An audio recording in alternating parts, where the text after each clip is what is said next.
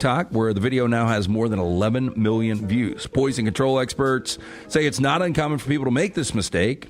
Experts say that she did do the right thing by going to the emergency room. Experts say you should never try to pry your eyelids open or apart. Use another chemical to release the glue.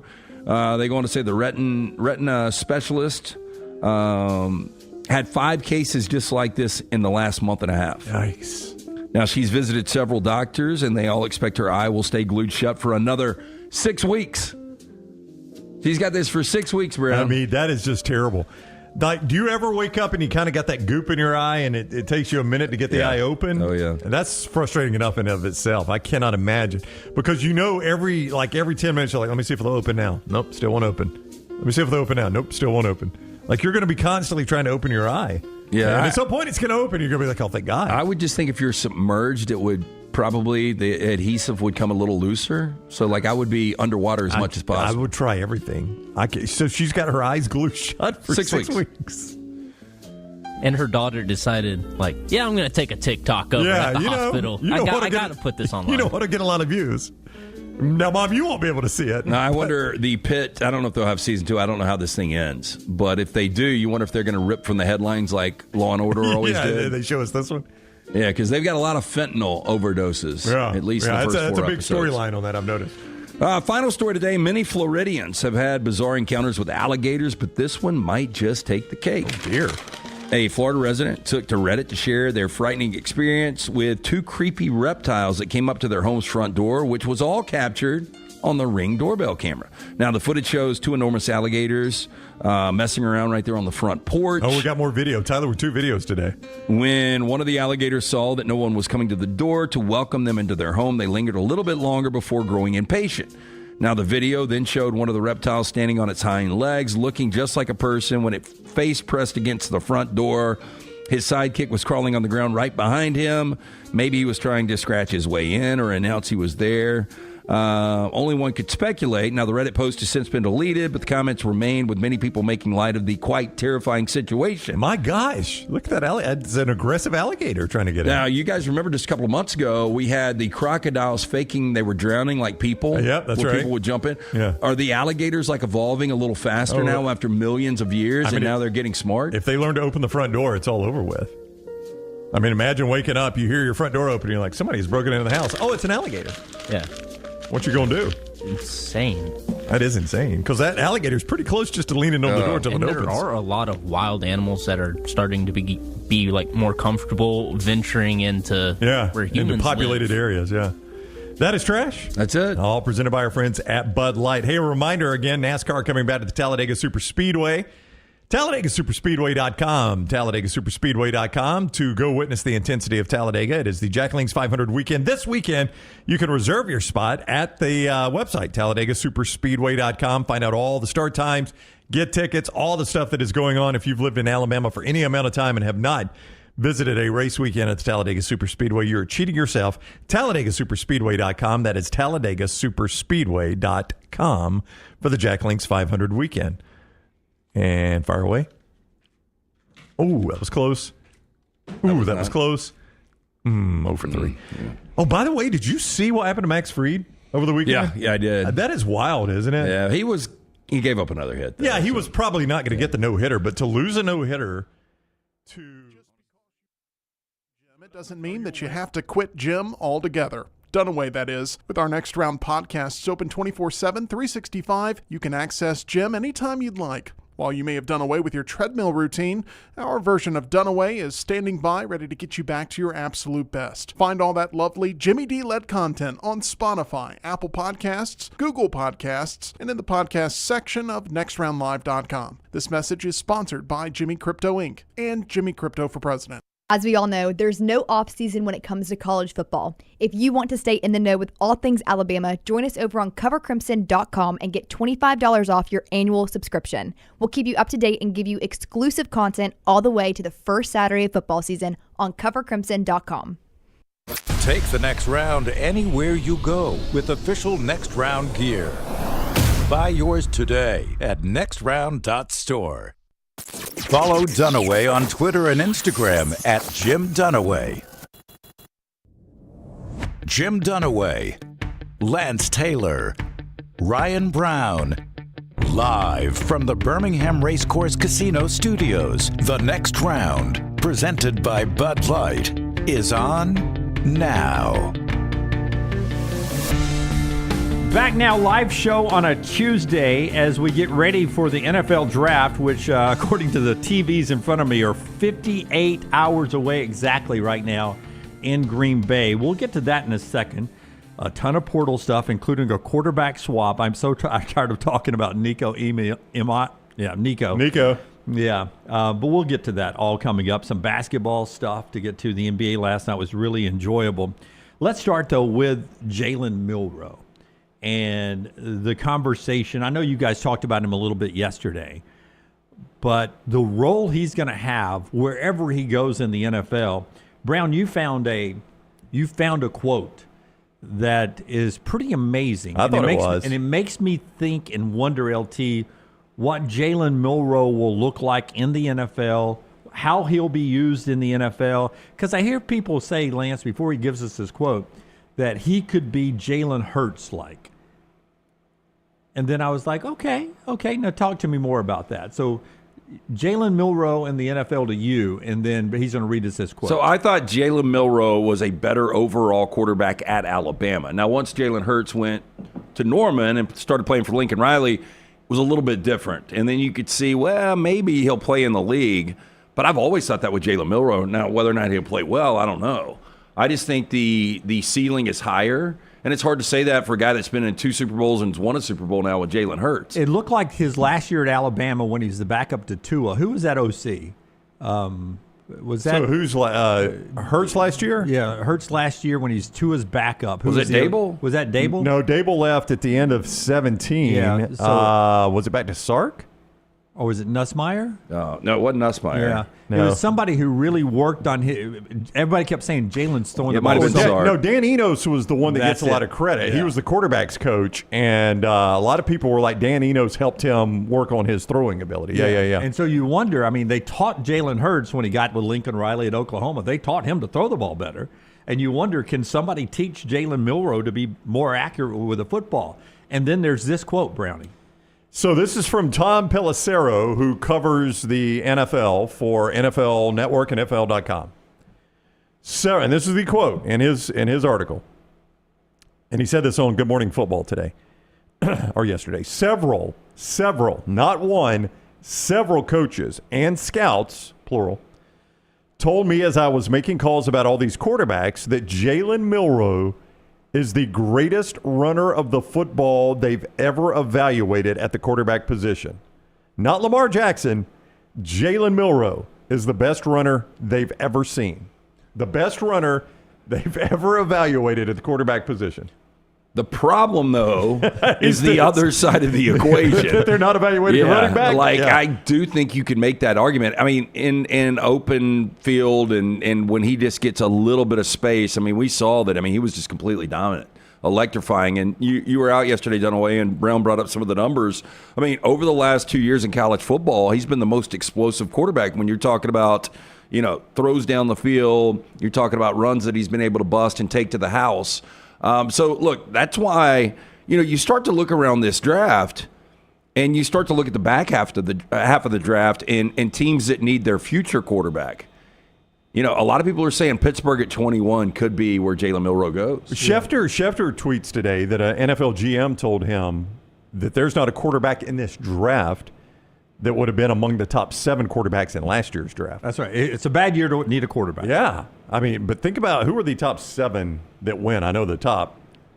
But think about that statement for a second. So Drake, I agree with Drake May, Jaden Daniels, Caleb Williams. It's hard to argue against those now that you've seen them, right? Those 4 for sure. Yeah. Who am I missing? Well, I'm pulling up. I'm just going to pull up who the top 7 that as you do were. that, I've heard Seattle because they signed Darnold to a 3-year deal, but we don't know what Darnold's going to look like outside of Kevin O'Connell. That's right. And Jalen's the kind of guy you sort of would love to have a year or two to teach him and learn the game to. Here's your top 7 quarterbacks from last year's draft: Caleb Williams, Jaden Daniels, Drake May, Michael Penix Jr., J.J. McCarthy, Bo Nix, Spencer Rattler. I refuse to believe. I refuse to believe we go to 7. Yeah. 6, I'll give you. I'll give you through Bo Nix because. Well, I having seen Bo, I still want to see what Penix Jr. is going to be able to do. Well, I'd like him. I like him too. The Vikings loved J.J. McCarthy. He only didn't start because he got hurt. He did, but again, I just kind of think in that offense, kind of like Sean McVay's offense, I think a lot of quarterbacks are going to be really good. So here's my question on Jalen Milroe. But I can buy 6. Yeah, 6 I could buy. Once you get me to Spencer Rattler, we'll have an argument. Cam Ward versus Spencer Rattler. I'm going to take Cam Ward. I'm fearful that we could be setting Jalen up for failure if he goes in the first round. Follow me here. If you slip to the second or third round, you don't have the same type of expectations at the quarterback position as you do when you go as a first rounder. If a team spends a first round draft pick on, the clock's ticking, when's he going to be the guy, and then you expect a lot. Like Dak Prescott went in the third round. But I think it's totally different. Like, we never viewed Dak Prescott as a guy that was going to come out and be a starter in the NFL. That's right. I think the better comp to me, and they're completely different players, is Will Levis. Because Will Levis was one of these. Yeah, I'm just saying. Yeah. He was one of these guys that. We set him up for failure. Yeah, and we talked about Levis a little bit yesterday. Like, none of us that ever watched him believed he could be in the first round, and then all of these general managers and front offices said, Will Levis is a first-round guy, and then he ultimately didn't, because nobody wanted to draft him in the first round, but he went early second, so you would think the pressure was less, but there was still a lot of pressure on Will Levis. I mean, he went 33rd pick. I mean, it was first pick, second round, so it's close to a first rounder as you could be. Yeah, to the Titans. But Kenny Pickett, just start naming. There were you want the quarterbacks that went in front of him? No, I'm just talking about guys that in recent years that we sit here and like, really, is that a first round guy? Didn't Christian Ponder go? He went like number 10 or 12 to Minnesota. And we were sitting there going, what? Where? Why? What are we doing here? And if Milroe was a third-round guy like Dak was, then you would never expect anything from him. And then if he comes in and does something, then the pressure starts, because Dak's got a ton of pressure on him now. The crazy thing, first round Jalen Milroe, that's a lot of pressure. Yeah, Milroe is a guy that could end up starting games this year, and I thought coming back to Alabama would be an interesting call on his part, because if he played 90% of his games the way he played, a few of those games, he would be. I mean, look, if he played like he did against Georgia LSU every game, he's the number 1 overall pick. So I think he did have an opportunity to really solidify himself as a first-round guy. But the interesting thing is, A, did the Alabama staff want him? B, not that it matters, did the Alabama fan base want him coming back? No, that's exactly right. It's interesting to see where Alabama fans are on him. I think now that he's not their quarterback, they're all pulling for him. Well, they love him, and they hope he does well. Okay. Yeah, so Chad asked, he doesn't ask the question this way in the chat room, but I'll rephrase his question. Why can Milroe not be Anthony Richardson? Now, Anthony Richardson's book is still... That's the fear. Yeah, I was about to say, be. His book is still unwritten, but there are times where Richardson has looked the part, right? And then there are times where the fans have wanted... Last year, Joe Flacco, who was the backup. Yeah, my Sunday ticket hasn't worked on those Sundays when he's looked the part. Yeah, I only see bad Anthony Richardson. Yeah, there's a reason that Daniel Jones is there right now, and Shane Steichen is like, hey, the best guy's going to win the job. So we don't even know if Anthony Richardson is going to be starting. So let me phrase it the way Chad started. I phrased it poorly for Chad then, because you're right. This is what he meant. If Anthony Richardson can get drafted high and start, so can Milroe. So he's essentially saying the opposite of the way I rephrased his question. Right.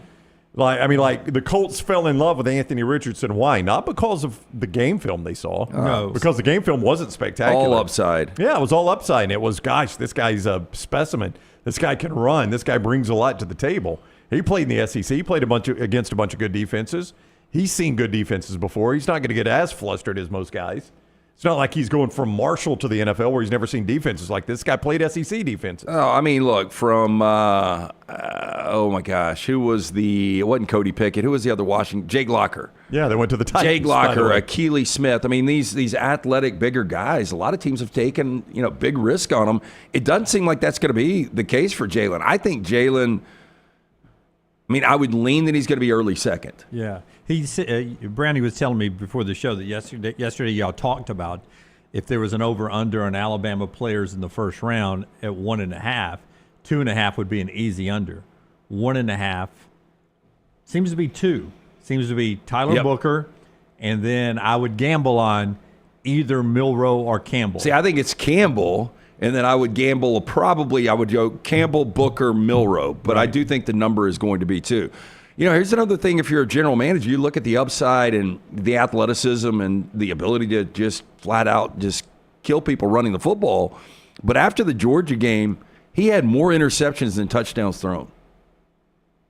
So that was in the final 1, 2, 3, 4, 5, 6, 7, 8, 9 games. Because the LSU game was such a running game for him, not a throwing game. Hey, and he only had one game on those last 9 games, did I say? Yeah. One game where he had more touchdowns than interceptions, and that was the Mercer game. So, look, it was a train wreck at times. Oklahoma, 11 of 26, 164 yards, 3 interceptions. Oh, that's the film that when you get to that film, you're like, are we drafting this guy? Yeah, this guy can't be. He can't play in the league. We're drafting this guy. They probably, I can imagine being an NFL GM or scout or whatever, and you sit down and you burn through that Georgia film, and you're like, my God, we got to trade up. Yep. We can't let this guy go. And then you get the LSU film, and you're like, whoo. Lord, can we get this guy today? And then you get that Oklahoma film, and you're like, boys. Well, does that make any sense? Your job's on the line if we pick this guy. You're 27 of 33, 374 against Georgia, 2 touchdowns a pick. You rush 16 times, 117 yards and 2 touchdowns. Yeah. And then Oklahoma, 11 of 26, 164, no touchdowns, 3 picks. 15 carries, 7 yards. Yeah. That just doesn't make sense. If you're in the Giants front office, you're putting that Georgia tape in, and you're like, that's basically the Eagles. They're all Georgia defenders. That's right. There, he's playing a division. No, that's the way I would. If I'm the front office guy and in love with him, I don't even look at the other tape. This is the tape we're looking at. So you don't look at the Oklahoma tape? You're like, whatever y'all do. Well, if I've sold myself on it, it's gone. Do not click on that thing that says Oklahoma right there. Whatever you do. Yeah, just burn it. Yeah, we're going to try to coach that out of him. Coach, they played 13 games. We only have 11 cut-ups. Yes, that is correct. Yeah, don't look at the rest of it. The draft coming up now in 57 hours and 45 seconds. From Green Bay, if you're not paying attention. We'll see how the folks in Green Bay turn out. It's going to be hard to beat what Detroit did last year, but I think I said it'd be hard to beat what Nashville did a few years ago, and Detroit did that last year. Can't wait to see the draft Thursday night as we get going with that. The college football stuff, and then a little personal thing before we get done with the first segment here. Clay Travis coming up at 10 o'clock, hour number 2. Show today being brought to you by our wonderful friend Alexander Shunnarah, trial attorneys. Local Alexander Shunnarah built this massive company right here from the ground roots of Birmingham, Alabama. He did, and the vision Alex had is he wanted a law firm that could address every single issue his community faced. Well, they now handle not only personal injury claims, as you know, but also claims for fire and storm damage, bad drug and device claims, disability, workers' compensation, and a host of other claims. So when you find yourself in need of a lawyer, call the Alexander Shunnarah Trial Attorneys. You pay nothing unless they win your case. Shunnarah.com. That is Shunnarah.com. So 2-0 again last night. Attaway. 36-20 to start the Major League Baseball season. 8-3 to start the postseason in the NBA. More plays up and available right now at Lance'sLock.com. Did you have the Pistons? I did not play NBA last night. I only had 2 Major League Baseball games. Yeah. Go ahead. I want to ask you. We had the Guardians and the Marlins last night. But again, free play every single day at Lance'sLock.com. It is always brought to you by our friends at Hemp Hill Services. They were actually coming to that. Well, they came to the house Friday to check the HVAC, and now my dryer line is backed up, so they got to come out and check that today. 205-229-2090. I've already had a conversation with Andrew this morning. Whether you experience any of the plumbing, heating, or cooling issues in your home or business, call Adam, Chad, Andrew. The guys there, they are ready to serve you. Right now, they've got $1,000 off new HVAC units, 0% financing. Hard to stop a train. 205-229-2090 or hemphillservices.com. You ever think about buying shares of the company at Hemp Hill? You've invested enough. I mean, maybe they'll just give you a couple. They've been out a lot. Who is the other that's been at the house a million times? Probably your AV guy. Yeah. Oh, yeah. Well, that's fact. The tree guys. Yeah. Yeah, Grace. Greg from Pill City. Yeah, Grace. Yeah. Greg from Pill City. Greg from Pill City. Yeah. Grace Tree Service. Yeah. I mean, the whole show's been out there. Bud Light's been there a lot. it sounds like I live in a money pit, but when you live in a house, I mean, these are unfortunately, there's something that's got to be done. Well, I came downstairs this morning, and my daughter had gone in and out until dark last night playing outside. She left the garage door open all night. And you walk in, and I open the door, and right away I feel like this humidity in my garage. I'm like, what is going on? And then I realized, my garage door's been open all night. Which is better than when she did it in the winter. And I walked in my garage in the morning and it was about 2 degrees in my garage. I was like, holy crap. So it has happened multiple times. Yeah, look, having equity is great, but at the same time, what's more important, pain in the ass or equity? Like it's... Yeah. Like living in a hotel to me was a coup de grace. I did have coup de grace as a phrase I'd hear on the show today. Okay, we'll talk Nico and all that coming up in the next segment. Obviously, I wasn't here Friday and yesterday because my dad passed away. And I appreciate all the kind words, not only from the guys here. You guys were tremendous what you said on Friday, and all the kind words from everybody I work with, but all of you guys who watch and listen, just really some heartfelt messages that meant everything to me. I had a chance, obviously, to run through some pictures. My mom saved a lot of pictures over the years. I've got 5 of them here pulled that I thought the show would appreciate. But first, are you going to be able to make it through this? Oh, yeah. Because I saw some of the pictures you posted last night. I think it was on Instagram, like 20 pictures. They were awesome. Yeah, this is where they're from. But there were a couple of James Sr. that I didn't see coming. Yeah. Like, a sweater. Save it. Because I got these so that specifically you can react to. Before that, though, I meant to bring this because those that didn't know, my dad loved these guys and would always, and I was sort of the firewall for them. Which was totally unneeded. I wish you had not done that. He would can and jar stuff and say, hey, take this to the guys and let them try it. What is it, Dad? Just let them try it. And I was like, okay, I'm not going to do this. I'm not going to try it. But there was the last thing I have from him, and I haven't opened it yet, and I meant to bring it today, was a small jar of jelly about this big. And he loved the can and jar. It goes back to his mom, who was a great cook. And he's like, hey, just jelly, take it up. Let the boys try it out. You try it out. And I said, it looks like apple jelly. Is it apple jelly? Nope. Is it plum jelly? Because we had plum trees on the property. Nope. Is it muscadine jelly? Nope. Well, what kind of jelly is it, Dad? Just let the boys try it. And I don't know if I like that. See if you like it. Possum intestine. Is this going to be one of your, because he loved to grow really hot peppers and let people burn the crap out of their mouths. Guy at Big Red at the funeral yesterday told a story. First day I met JD, he had these little peppers on the bar sitting in front of him. Oh, what are those? Peppers. Did you grow those? Yeah. Are they hot? Well, I mean, they're peppers, but they're not that hot. And Big Red threw it in there to some, whatever the scale is, burned him up. Scale, yeah. Lit his mouth up. Is Big Red an oxymoron? Is he really a small red-haired guy? He's probably 6'7", 270, cut off, with long flowing hair like he's a Viking. Red hair? Yeah, so Big Red earned that nickname. Yeah. He was tremendous. Came by the hospital, spoke yesterday at the funeral. Was so good. So at some point I'm going to bring that up. We'll sample it, and we'll have to guess because Dad has gone now, and we don't know what it is. And I asked Mom, I said, you know what this is? Nope. So what color is it? It looks like apple jelly. Apple butter or apple jelly? So it's like clear like apple jelly, it's not clear like apple jelly, not dark like apple butter. So we'll give it a sample. Come on, Trisket. In honor could of be James like Sr. beaver ass secretion or something. It could be. But he loved us. James Sr. loved us. He did love you guys. Yeah, but he also ate like to play a practical joke. Yeah. So here we go. I got 5 pictures, and if you will, this is now remember. My childhood was the 70s. So, and my dad and mom got married. Mom was 15. So when they had me, so 16 when they had me, 15 when she got married. So they're still relatively young. Did she have to get signed off? Yeah. They tried to. What is the legal? They talked about it in the funeral yesterday. I think 16 was. They ran off twice, and the county sheriffs had to catch them before they. I think you could go to either Georgia or Mississippi, and it was different laws. And before they got to the state line, very Smokey and the Bandit they chased them down and drug them back. God, I love your mom and dad. We were at a crawfish bowl on Sunday night, and I was talking to one of y'all's friends that is friends with this couple as well, and we were talking about your parents and how, I mean, what are the odds of them getting together that young and staying married? I mean, literally, for better or worse, and having a kid that quick. Because a kid changes everything. Sickness and health, and that's why. And we were talking about in 2025, the number would really be 0 probably. Yeah, and I saw pictures that I've never seen. I was like, it was Dad and 3 girls who looked to be younger than EG, and Mom had the skimpiest of the 3 bikinis on. I'm like, Mom, what are you wearing here? She's like, baby. Yeah. It was the 70s. It was coming out of the 60s, early 70s here. Yeah, by the way, that's what leads to getting knocked up. yeah. So here's the first one.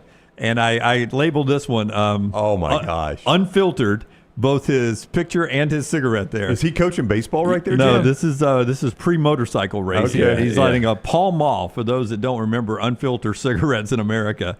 Pall Mall. And the hair is not natural, but it is. What is it, a wig? No, you'll see coming up. I got a picture here. Okay, so this is his Buttermaker moment, going back to your coaching baseball. That's what I thought it was. Yeah, with a yellow hat. Because I knew your dad coached Little League Baseball, and I thought maybe that was like a pregame shot. Paul Malls with the non-filter, those heaters, those kill somebody within a decade. Yeah. Were the cigarettes longer back then? They kind of look that way. Look longer. Yeah. Like he's Corella DeVille. Like a lot of his Little League kids were at the funeral yesterday. They came back. I thought that was so cool because those guys are how old now? They're in their. They're probably our age, right? Because there's his first team.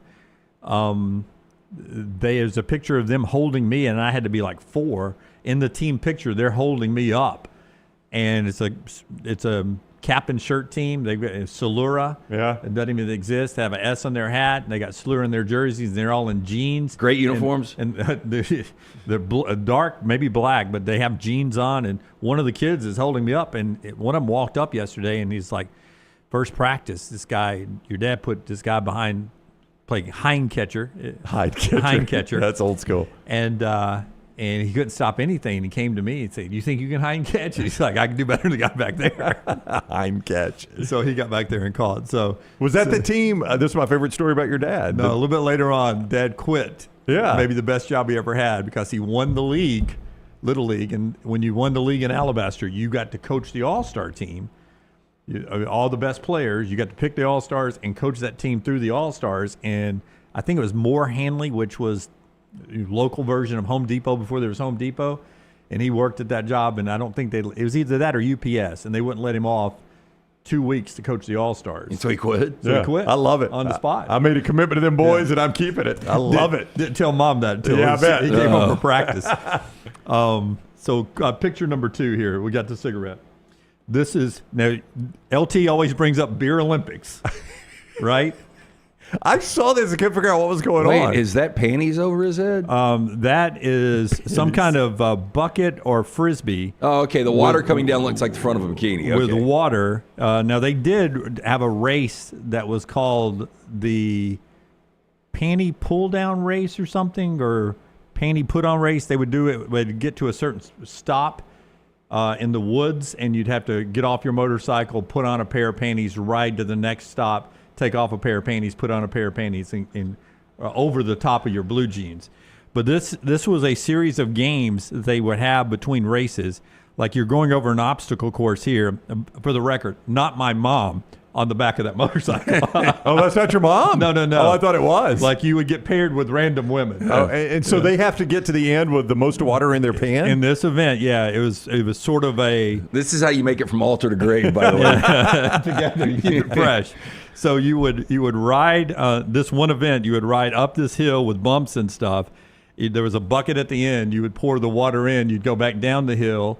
You scoop more water up, and it was a timed, however you could do it in a minute or whatever. Well, I tell you what, before we had cable. Oh, yeah. You had to come up with James some Sr. stuff. seems like one of those that could walk on gravel barefoot and not groan. No doubt. So that just looked like so much fun. It really does, yeah. That Johnson RV camper in the background there. Yeah, what's going on in that thing? Yeah. So I just If it's a rocket, don't come a knocking. I thought that was a tremendous picture. I had never seen that picture before, but I think I was there that day when they were doing that. He has got quite the perm, man. Yeah, coming up here.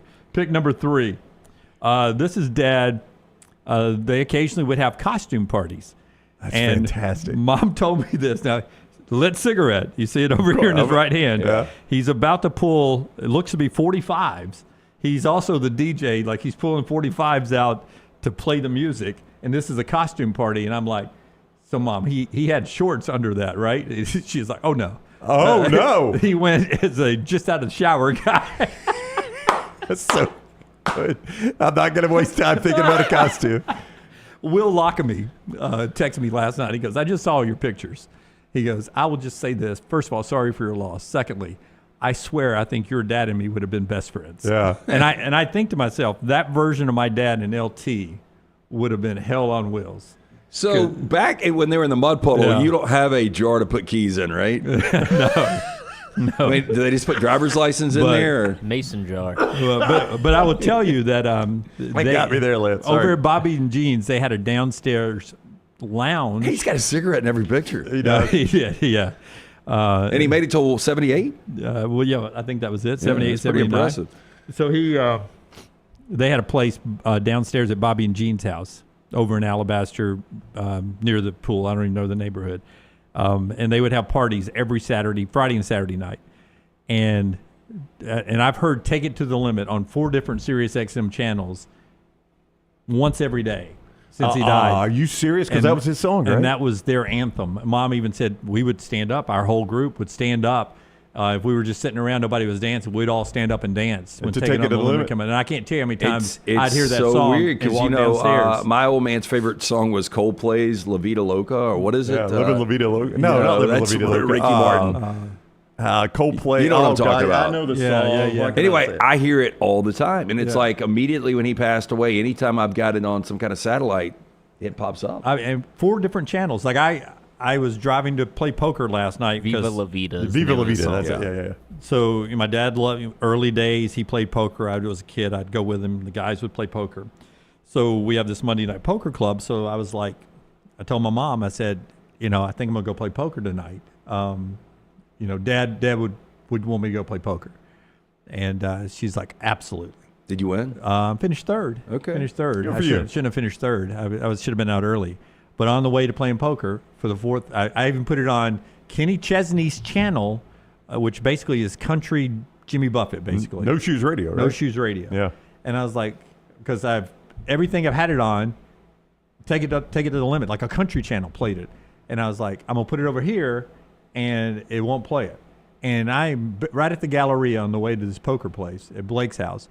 And if that doesn't come live version, which is the best version, Take It to the Limit comes on. And that's the only time, not the only time I've cried, but every time that's come on, I've been in my truck and I've had to pull off the road because it chokes me up. You'll hear it more. It's crazy, Yeah. but I'm telling you, that happens to me all the time. So it didn't get you then, though? Oh, yeah. I Going pulled to off the poker? road- You had to going go poker, I pull had off to last pull night? off the road Yeah. again. Did y'all play it at the funeral? Nope, didn't play it at the funeral because it would Because Forrester would be kicking himself in the ass for not I making know. it. It would have wrecked the funeral, It wouldn't it? would have broke. It would have broke. Yeah. It broke us down. So, no. Played Choices and Amazing Grace by George Jones. Big George Jones fan. He loved the possum, didn't he? Okay, he did. He did. Melinda, my sister-in-law, was giving an eulogy, and Maggie and Melinda and Big Red are the speakers at the funeral. And she's like, so on the mantle above the fireplace where JD would sit with his oxygen machine, you would expect a picture of his, of Jim and his family, or me, Mike, and our family. Nope, 2 framed pictures up there.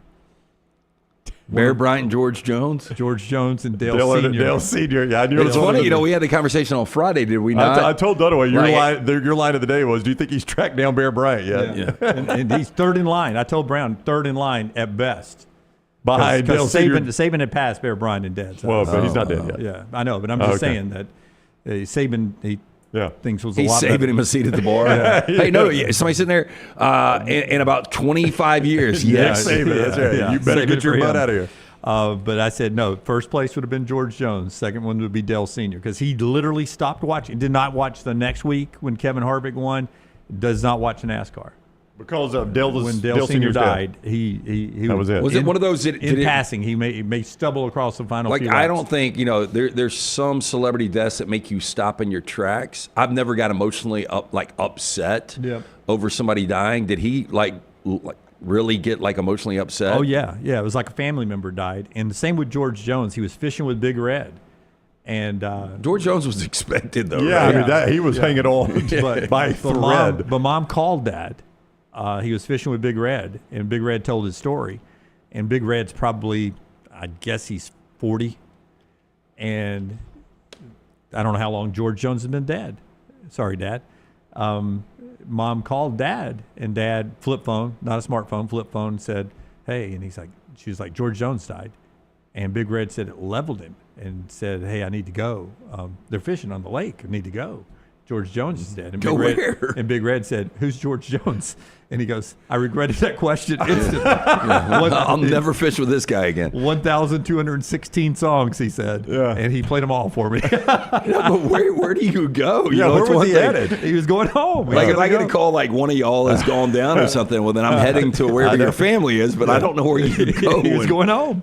Did you ever show him the video of George Jones' funeral? Did he watch George Jones' funeral? I think When Vince Gill tries to sing "Go Rest High on the Mountain." Yeah. Holy crap! I Has he seen that? I taught Dad how to use YouTube, and I'm sure he frequented that. That is amazing. And then Garth Brooks is standing on the front row, and he takes his hat off and stands up with his hat over. Ooh, boy, how'd it get you? Hey, the hair that you saw in those pictures from the 70s did not come natural.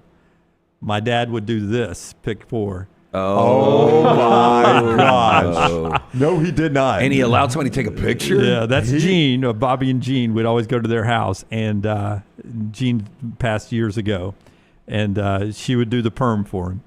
And he, it was just the style. He wanted that permed hair back then. The paneling walls, the wood walls. That is 70s to the So core. Brown is one of those that doesn't believe a man should ever color his hair. That's right. Right. So what do you think about the old the roll here, the perm up? Jim, that's incredible. I had no idea. So your dad permed his hair. Permed that hair, man, to get that look he had when he was racing. Well, nothing stinks more than that perm smell. Oh, especially back then. They probably gotten it better here. Yeah. It was hardcore 45 chemicals years back later. then, Yeah, it was chemicals back then. And now when I see this, much like you guys have taught me to look at like older dudes that have got a full head of hair that never moves, is it a piece or not? Now I look back at old photos and I wonder, like, was Mac Davis, did he perm his hair? Yeah, was it just a wig? Yeah. I don't know. I don't know if Mac permed it or not. I don't know if he did or not.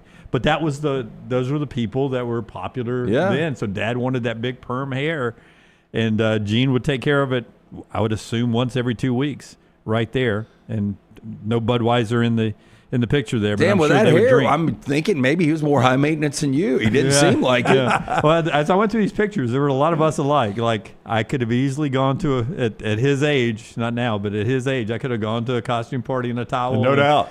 And absolutely would have been in motorcycle beer Olympics or whatever. Yeah, by the way, there's no way that towel lasted all night. Well, I'm sure it came off every now and then by accident. That's what I'm saying. Whoops. June, what you Does doing? it finally get to a point where James Sr., we don't know where the towel is, doesn't matter. Everybody's seen him naked by now.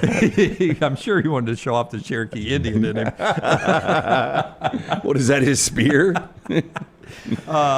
Okay, and this is the before you show the last one, this is back in the old days. You would have pictures that would get developed in bulk, and I came across one I have never seen before. Oh, you found a photo of your dad you'd never seen? Yeah, and I'd never seen it before. And it was us together. And I can't remember when this picture was taken, and I had never seen it before until the photos were popping up. And Oh, what a good picture. what a good picture. Yeah, that is fantastic. But that does not look anything like your dad. Yep. I mean, we almost looked like brothers at that point. Yeah. But I'd never seen that picture before, and I don't even know when it is. That could be me at 18, 20, a little older than that. Probably anywhere from 24 to 34. I could play this different ways. He looks like he's got a lot of weight on you, like maybe he was piss hammered getting out of that truck. Yeah, And you it helped does him look like there? I'm helping him out. Maybe he was dragging you to the woods to whip your ass, and then somebody was like, hey, I want to get a picture of you guys. Does have a cig in the left hand. Yeah, Yep. I'd never. Yeah, that's a good photo. I'd never seen that picture before till it popped up at the funeral yesterday. Is that a So- Ford truck? It may be. He's a big Chevy guy.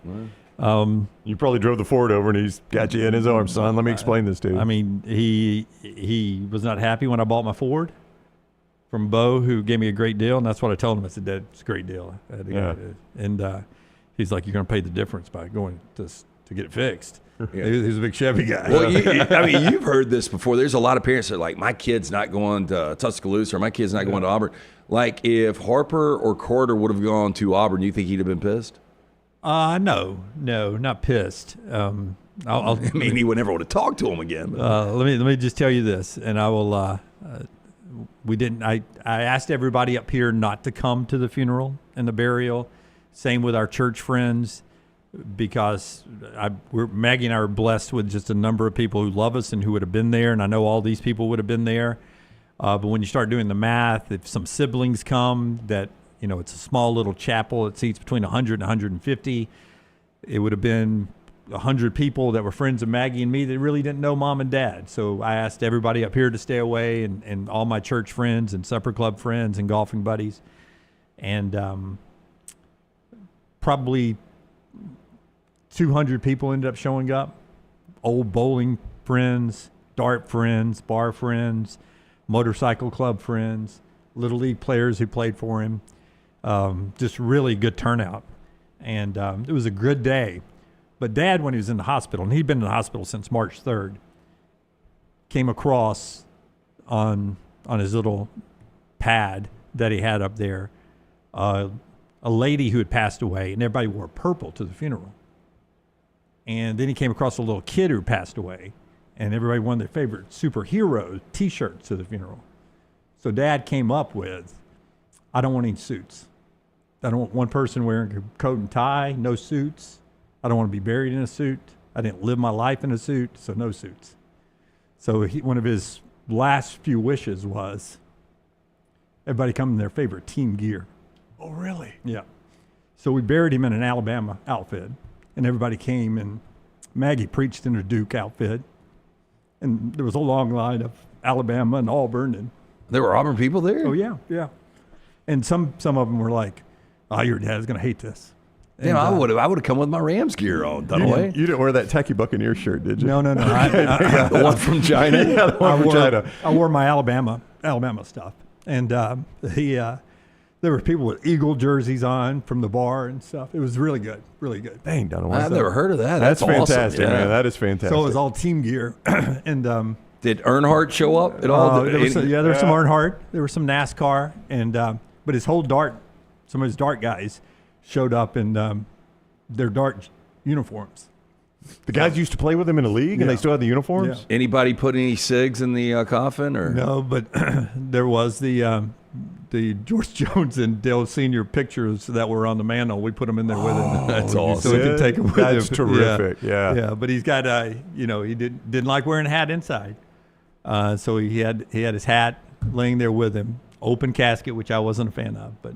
So was it a Bama hat? Bama hat. He had a Bama golf shirt on, and it was really, really cool. Like all the gear, all the team gear there. I know it's not. And the Auburn people were apologizing in the line as I was shaking their hands. Sure. They were like, "He would hate us wearing this," and I was like, "No, he wouldn't have. He would not." No, that's terrific. I've never seen pictures from a funeral, but that's one of those that I would kind of want to see. Yeah. No. I did ask because it was open casket until the service started. I did ask people to make sure they were telling them as they were coming in, no pictures. Yeah. But it was a good idea.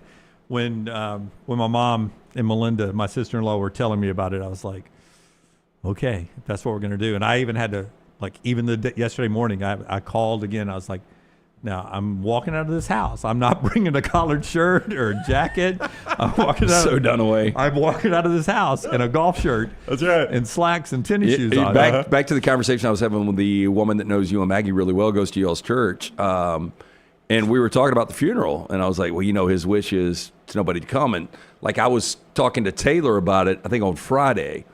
And I was like, he's really doing us a favor because nobody wants to go to a funeral. Nobody. They just don't. Nobody. They don't. But at the same time, sometimes you don't know, you ask that, but do we still need to show up? So it was kind of one of those dilemmas, but we did talk to everybody, and we decided that we would, uphold your wish. Yeah, thank you. But now, selfishly, if I could change it, I wouldn't have told anybody here. I just would have gone. Yeah. Well, if you wore the bone white, that would have drove him crazy. I would have gone old school. He would have wanted old school Rams. Way too much there. I wanted that to be 5 minutes. That was great, man. Fantastic. Thank you for sharing. Our show brought to you today by our friends at Odie's. A kind of place my dad would have loved. Odie's, a local pub there, 2 locations. I would not be surprised if James Sr. got in there at one point. Odie's been open a long time. The original location in Crestline, newest location in Edgewood. Both locations, incredible food from Rodney Davis. If you're looking for some Major League Baseball, NBA playoffs, it will be on there. You can sit back, enjoy some of the great wings, burgers, sandwiches like that Diablo sandwich, ice cold beer buckets full of the Bud Light, and of course the Odie's famous styrofoam Cup. Those cocktails, the biggest out there. You're going to love it. Team trivia every Wednesday at the original location. But get in, see Will Haver and that great staff. Birmingham Institution, Odie's Tap. This weekend is the big race at Talladega. It is the Jack Links 500 weekend, Talladega Super Speedway, coming up Friday, Saturday, Sunday. You can get all the info. TalladegaSuperspeedway.com, TalladegaSuperspeedway.com. Reserve your spot for the biggest, baddest track in NASCAR. The best racing you'll see, action at every turn, white knuckle, everything, man. Just the power, the energy. You'll love Talladega if you've never been. It is this weekend, the Jack Links 500 weekend, TalladegaSuperspeedway.com. That is TalladegaSuperspeedway.com. Follow Dunaway on Twitter and Instagram at Jim Dunaway. I'm attorney Alexander Shunnarah, Alabama born, Alabama raised, and ready to fight for your rights. I have one of the largest firms in Alabama, and we are here to help you get the compensation you deserve. Call me, Alabama, 323-1000. Your representation is made that the quality of legal services being performed is greater than those of other lawyers. Hey, for all of your IT and printing needs, reach out to our friends at Xerox Business Solutions. Look, I'm still one of those old school guys. I print my notes every single day for the show. If you watch the show here on the next round, you see all the notes in front of me. From day one, Xerox Business Solutions, they've been with us here at the next round. Local for over 45 years. For all of your IT and printing needs, visit XeroxBusinessSolutions.com or call 205-969-3000. That's 205-969-3000. The biggest and baddest track in NASCAR, Talladega Superspeedway, is ready to put on another amazing show in April. If you've never been to this track, you've got to come check it out. 2.5 miles of nothing but pure speed and incredible action at every turn. Don't miss the Jack Links 500 NASCAR weekend at Talladega Superspeedway. It's April 25th through the 27th, and you can get your tickets right now at TalladegaSuperspeedway.com. That's TalladegaSuperspeedway.com. Twin Peaks is the best in the game. Here, you're in the red zone for every college rivalry and divisional matchup all season long. I mean, where else are the scenic views as good as your view of the game? Only at Twin Peaks, the #1 sports bar. The 15th annual Logan Martin Lake Fest and Boat Show, presented by AmFirst, is May 9th through the 11th on Logan Martin Lake in Pell City. The Logan Martin Lake Fest and Boat Show is totally free to the public. Bama's biggest in-water boat show, 80 boats, lake lifestyle vendors, food trucks, beer garden, and live music all weekend long. There's fireworks on Friday night to honor veterans, a mermaid parade on Saturday, and free mimosas for Mama on Sunday. All by going to LoganMartinLakeFest.com, LoganMartinLakeFest.com. All right, Auburn fans, I want you to become a member of thebarnauburn.com and join in on the fun. Whether it's recruiting discussions, off-season chatter, or the latest Auburn athletics news, we've got it all. Get $25 off your annual subscription when you sign up for your account at thebarnauburn.com today. War Eagle. When you crave activity like we do, you belong in the Roback family. Get the best golf wear, hoodies, and activewear for men and women at Roback.com. Use promo code TNR20 to get 20% off your order. That's Roback.com, promo code TNR20. It's bow time. Tired of choosing between sweet and savory? Why not have both? Introducing Bojangles' new chicken and bowberry waffles. The bold Cajun chicken filet you love, now drizzled with a bowberry honey glaze and sandwiched between two warm waffles. Which means your favorite meal of the day just met your new favorite dish. And lucky for you, it's served all day. But it's only here for a limited time, so try chicken and bowberry waffles at Bojangles today. It's bow time. Hey, Lance Taylor from the next round to tell you about my friends at Michelson Laser Vision, located conveniently UAB Highlands. Almost 20 years ago, I went in for the procedure. Only took 12 minutes for both eyes. When I went in, I had 2200 vision. I was legally blind. Now I have 20/15 vision, still 19 years later. Make the call today. Schedule a hassle-free consultation, 969-8100. Dr. Mark Michelson, Dr. Jen Michelson, Michelson Laser Vision. Make sure you tell them the next round sent you, 969-8100 or MichelsonLaserVision.com. The World Wide Web is a large place. Find all your favorite people and content in the same spot. NextRoundLive.com is full of wonderful tidbits about the show you know and love. Find our gear, listen to your favorite personalities, follow our socials, and enjoy your trip to NextRoundLive.com. I'm attorney Alexander Shunnarah, Alabama born, Alabama raised, and ready to fight for your rights. I have one of the largest firms in Alabama, and we are here to help you get the compensation you deserve. Call me, Alabama, 323-1000. Your representation is made that the quality of legal services being performed is greater than those of other lawyers.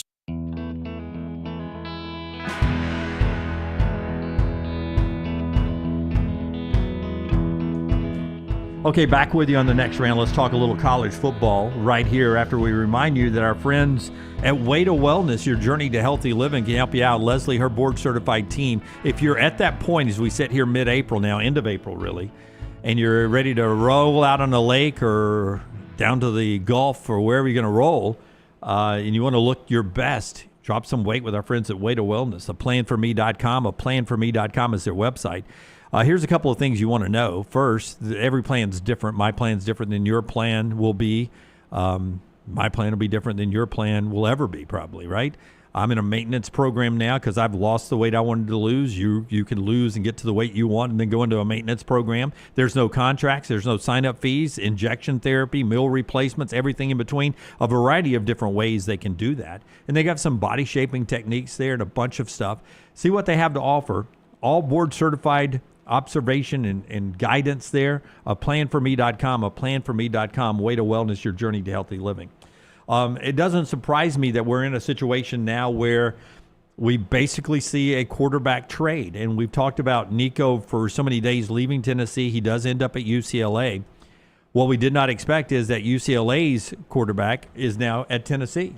So it's Nico to UCLA and Joey Aguilar from UCLA to Tennessee. The Appalachian State transferred there to Tennessee. It's an amazing transition. We were talking about Nico going to UCLA yesterday, and I don't know if you remember just offhandedly when Joey Aguilar hit the portal, and Little T sent us the story that he hit the portal, and we shared it on the show. I just offhandedly threw out to Lance. I was like, he wouldn't go to Tennessee, would he?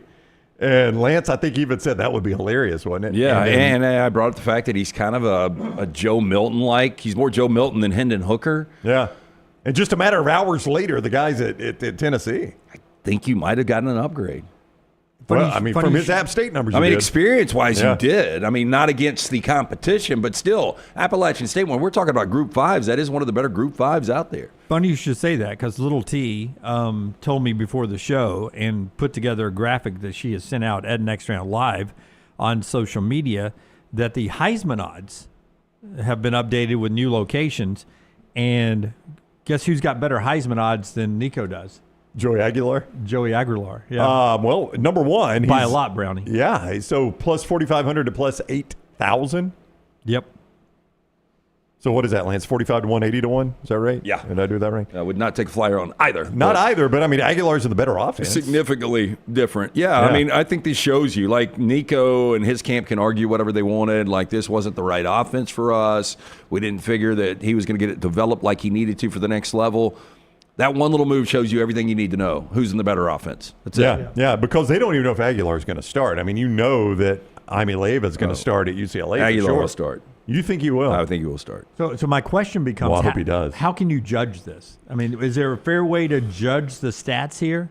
Well, I think the only way to judge it, and you guys correct me if I'm wrong, is you look at Aguilar's stats this year to Nico's stats last year. Yeah, I would judge based on improvement at each spot. So how much does Nico improve the passing offense for UCLA, and how much does Aguilar improve for Tennessee? That's what I would look at. If you just went Nico's stats from 24 to Aguilar's stats in 25, I think you could look at it like that too. Yeah. Like if you look at Aguilar's and you're like, damn, they're a lot better. Would Nico's have been that good? Yeah. You know, it's going to be hard to, the unfortunate thing is you're going to have one contingent of college football fans that will be pulling for Aguilar, and there's going to be that same contingent that's going to be pulling against Nico. Like UCLA's passing offense wasn't atrocious last year.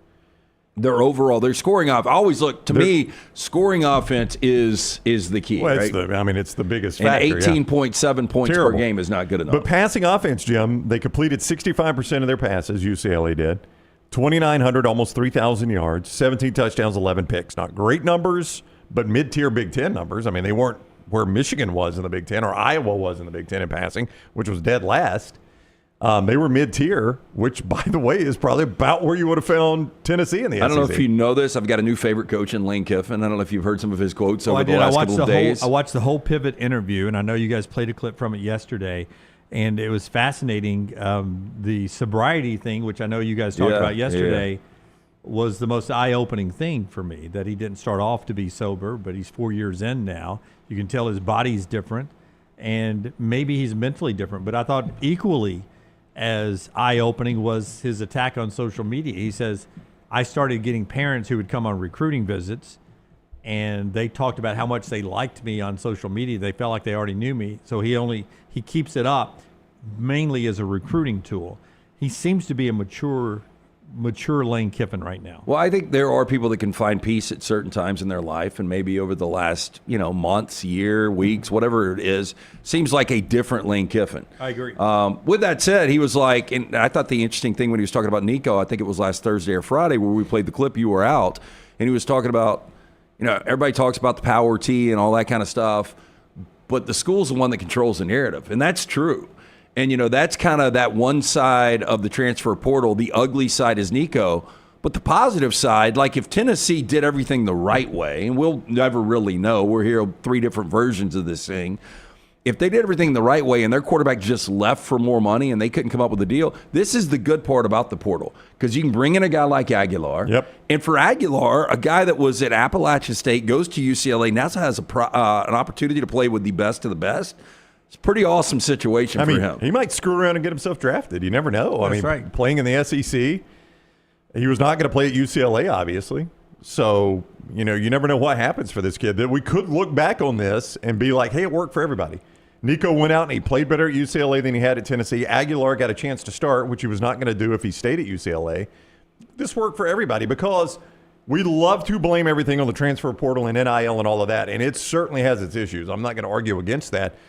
But could we just wait and see if this one might actually work for everyone? And we look back on it and say, I didn't really like the way it went down, and we took our shots at Nico, but everybody benefited from this one. And he's going to make about $1 million less than Nico was supposed to get. The reports from ESPN is 1.2, what he was going to get at UCLA, Aguilar at Tennessee, up to 1.4, 1.5, somewhere in that neighborhood is the deal he has at Tennessee. Basically the same thing he was going to get at UCLA, and Nico's getting nowhere close to what he was asking for at Tennessee. Aguilar's making more this year than Nico is now. That's weird, isn't it? That's crazy. Yeah, especially when you consider taxes and cost of living. But hey, I'll tell you, I know how college football fans work because we live among them and we are them.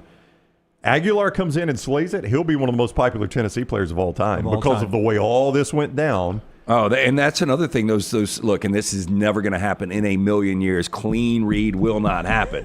But if Aguilar put up Hendon Hooker numbers, there would be a lot of Heisman voters that would be voting for that kid just based on circumstance. Yeah, last minute change there. I want to, before we get to the viewer menu, just point out how crazy the Big Ten could be this year, because I've gone through with some help of some different services. I think Yahoo and The Athletic. Of where we are quarterback-wise in the Big Ten. And keep in mind that this doesn't necessarily mean your quarterback situation's in a bad place, but returning starters, Penn State, Illinois, Nebraska, Michigan State, Rutgers, and USC. USC sorta is just end of the year, but I'll put that in there. Maeva, I think, will be the guy. Yeah, and he started some at the end of last year, so I'll put him in the starting category. So Penn State obviously is a major contender. Illinois is sort of a dark horse playoff contender. Nebraska would love to be that. USC would love to be that. Michigan State and Rutgers. Those are your returning starters. Transfer starters. UCLA now, Wisconsin, Iowa, Indiana, and Northwestern. New quarterback battles are from 3 teams that you expect to be the playoff teams. And these are new quarterbacks, sight unseen, Ohio State, Oregon, and Michigan. So the experienced guys, Penn State has it there, Illinois is there, Nebraska is there. Those transfer guys that have experience at middle tier, but the best rosters all have quarterback battles, all new quarterbacks.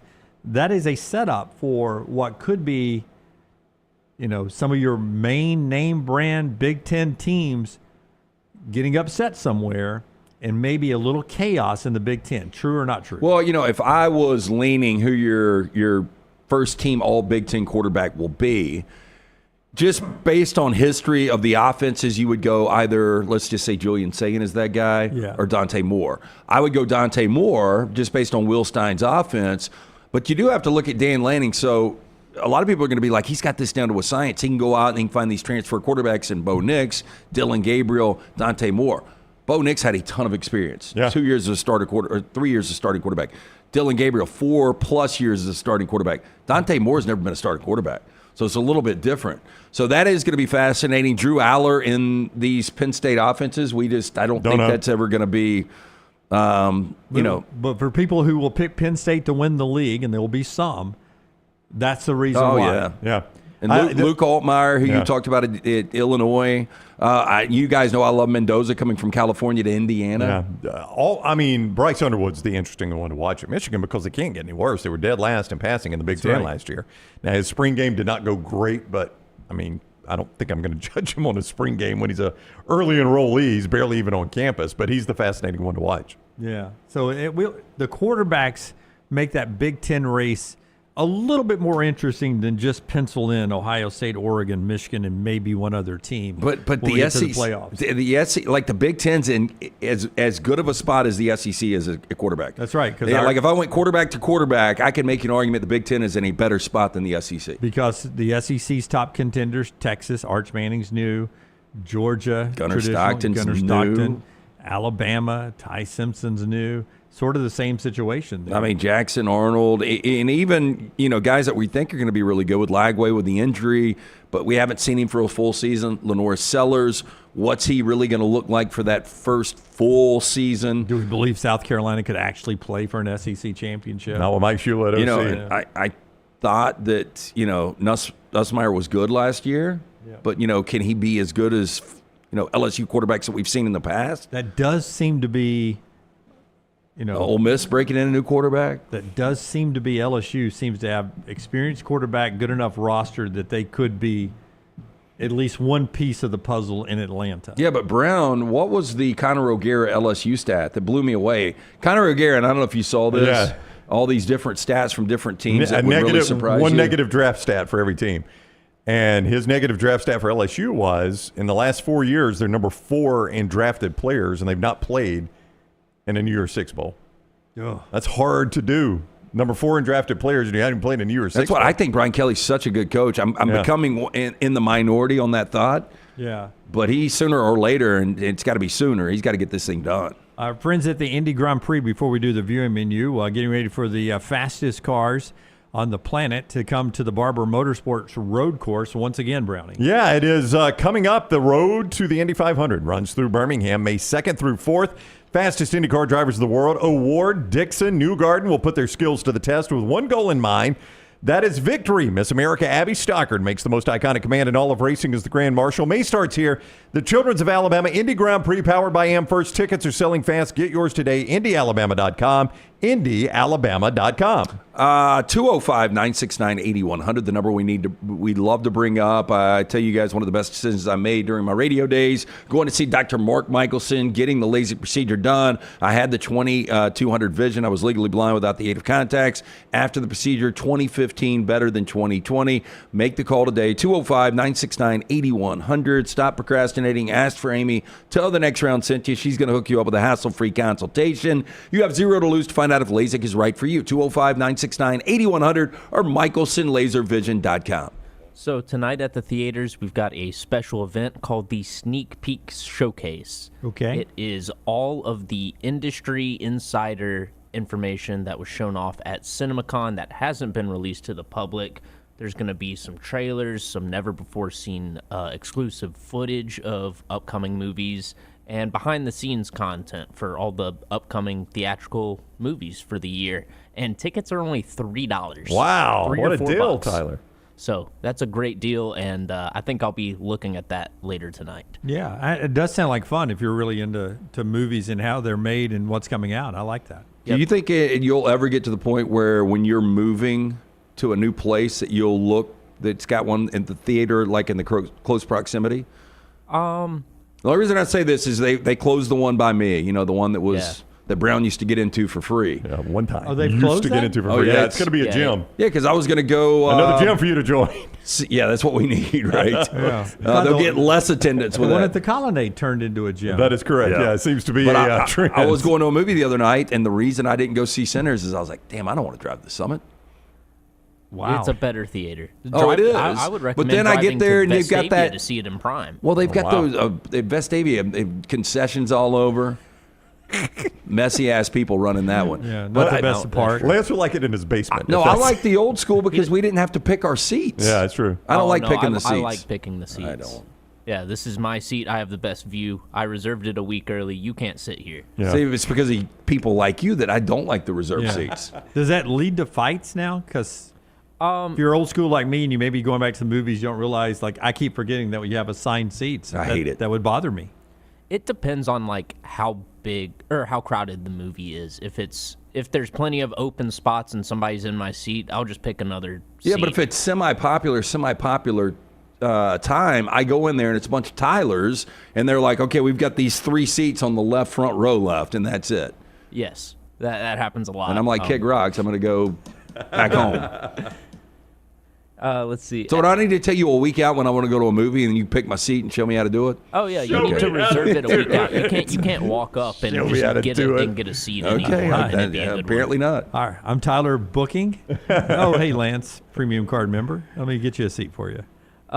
And if you don't want to go to the theater tonight, what are you doing at 7 tonight, Brown? You know what? I should be home. We got Jurassic Park. Yeah, if you flip over to the AMC channel, you can see Jurassic Park. He watched it Friday night after their dinner. Yeah, I did not. I will try. Shocking. What did you watch Friday night? I can't remember what we did after dinner. We caught up on The Pit? The other one that I'm watching, White Lotus. Yeah. Oh, yeah. Watch an episode of White Lotus. Season 2 now? Yeah, I'm in season 2. It's a good one. Yeah, it's a good one. It's not as good as Armand. A little slow moving. Yeah. And if you don't want to watch Jurassic Park or go to the theater tonight and you've got HBO, there's a movie coming on at 7. You can also stream it on Max called Companion. It was one of my favorite movies released this year so far until Sinners came out. AI Yeah, thing? it's got the girl from Heretic, Sophie Thatcher, and Jack Quaid. And Sophie Thatcher plays an AI girlfriend, and they go on a weekend getaway, and things go wrong. Ooh. Oh, If things you go wrong. like dark thriller type movies, Okay. and you like movies about AI, I would recommend this one. Yep. Things go wrong is always a great way to Yeah, end that's the it, description, and then things go wrong. That's what Tyler's You watching. can't argue an AI, can you? No. That could be dangerous. Well, not. Part of the plot is the AI can't lie to the boyfriend. They always have to tell the truth. How do I look, honey? Played by Jim like Carrey. shit. All right. That is it. That's what Tyler's watching. Brought to you by our friends at Michelson. 205-969-8100. That is the number you need to call. Ask for Amy. She's going to hook you up with that hassle-free consultation. For more information, MichelsonLaserVision.com. And our friends at New Life Art, as you get ready to enjoy another football season coming up in just 123 days. Think about the great memories that have been painted there by Daniel A. Moore over the years. DanielMooreArt.com, DanielMooreArt.com. Get all those great prints. That's just a sampling of all the great works he's done throughout the years. And then you can also get the legend, 6 national championships, Nick Saban. Celebrate those. Still available to you. Promo code TNR. DanielMooreArt.com. DanielMooreArt.com. Clay Travis on the other side. Now at 205-734-0923. I'm attorney Alexander Shunnarah, Alabama born, Alabama raised, and ready to fight for your rights. I have one of the largest firms in Alabama, and we are here to help you get the compensation you deserve. Call me, Alabama, 323-1000. Your representation is made that the quality of legal services to be performed is greater than those of other lawyers. Twin Peaks is the best in the game. Here, you're in the red zone for every college rivalry and divisional matchup all season long. I mean, where else are the scenic views as good as your view of the game? Only at Twin Peaks, the #1 sports bar. Storm season is here. Make sure you have a plan of action in place right now. Greg from Pell City and Storm Restoration Roofing should be your first call when storms hit. Insurance companies love working with Storm Restoration Roofing because of Greg Nelson's name and reputation in the industry. When storms hit, call Greg Nelson. He's local, 205-542-3531. He's the home of the free no-cost roof inspection. Greg from Pell City on Facebook, 205-542-3531. It's Storm Restoration Roofing. Hey, Lance Taylor from the next round to tell you about my friends at Michelson Laser Vision, located conveniently UAB Highlands. Almost 20 years ago, I went in for the procedure. Only took 12 minutes for both eyes. When I went in, I had 20/200 vision. I was legally blind. Now I have 20/15 vision, still 19 years later. Make the call today. Schedule a hassle-free consultation. 969-8100. Dr. Mark Michelson, Dr. Jen Michelson, Michelson Laser Vision. Make sure you tell them the next round sent you. 969-8100 or MichelsonLaserVision.com. The biggest and baddest track in NASCAR is Talladega Super Speedway, and it's ready to put on another amazing show in April. If you've never been to the Talladega Super Speedway, you have to check it out. This beast is 2.5 miles of nothing but pure speed and incredible action at every single turn. Don't miss the Jack Links 500 NASCAR weekend at Talladega Super Speedway, April 25th through 27th. Get your tickets now at TalladagaSuperspeedway.com. Don't miss the action. TalladagaSuperspeedway.com. Hey, you. Days warming up. Looking like spring. And at New Balance Birmingham, we've got the thing. What pops and what's fresh? Check the selects. Come together at New Balance Birmingham on Highway 280, right next to Chick-fil-A. New Balance Birmingham. We got now. It's bow time. Tired of choosing between sweet and savory?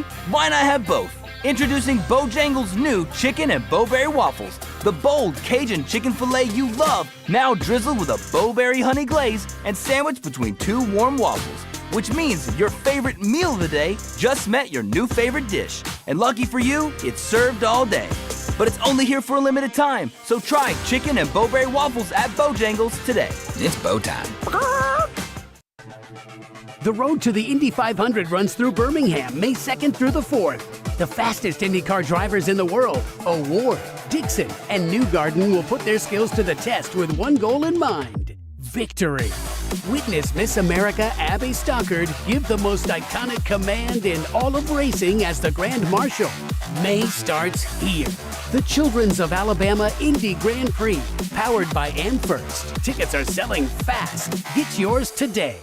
I'm attorney Alexander Shunnarah, Alabama born, Alabama raised, and ready to fight for your rights. I have one of the largest firms in Alabama, and we are here to help you get the compensation you deserve. Call me, Alabama, 323-1000. Your representation is made that the quality of legal services being performed is greater than those of other lawyers. Jim Dunaway, Lance Taylor, Ryan Brown. Live from the Birmingham Racecourse Casino Studios, the next round, presented by Bud Light, is on now. All right, Clay Travis standing by, brought to you by our friends at Bojangles today. That's right. Easy decision to make at lunch. It's the Bo Bites. They are those hand-breaded, bite-sized chicken, fried crispy perfection. Just don't call it a nugget. It's a Bo Bite. The only hard part, choosing from the 6 dipping sauces, one for every craving. From the creamy house-made ranch to the sweet and spicy peach honey pepper sauce, it all depends on the mood you're in. Head to your nearest Bojangles today. Discover the dippable, shareable, craveable Bo Bites. It's Bo time. He's the founder of Outkick. You see him on Fox. At Clay Travis on social media. Welcome in, Clay. He is on the Shunnarah Hotline. How are you, buddy? I'm good. How are you all? Doing wonderful. Thank you for joining us. Let's start with the Tennessee quarterback situation. It almost was like a trade, Nico for Aguilar.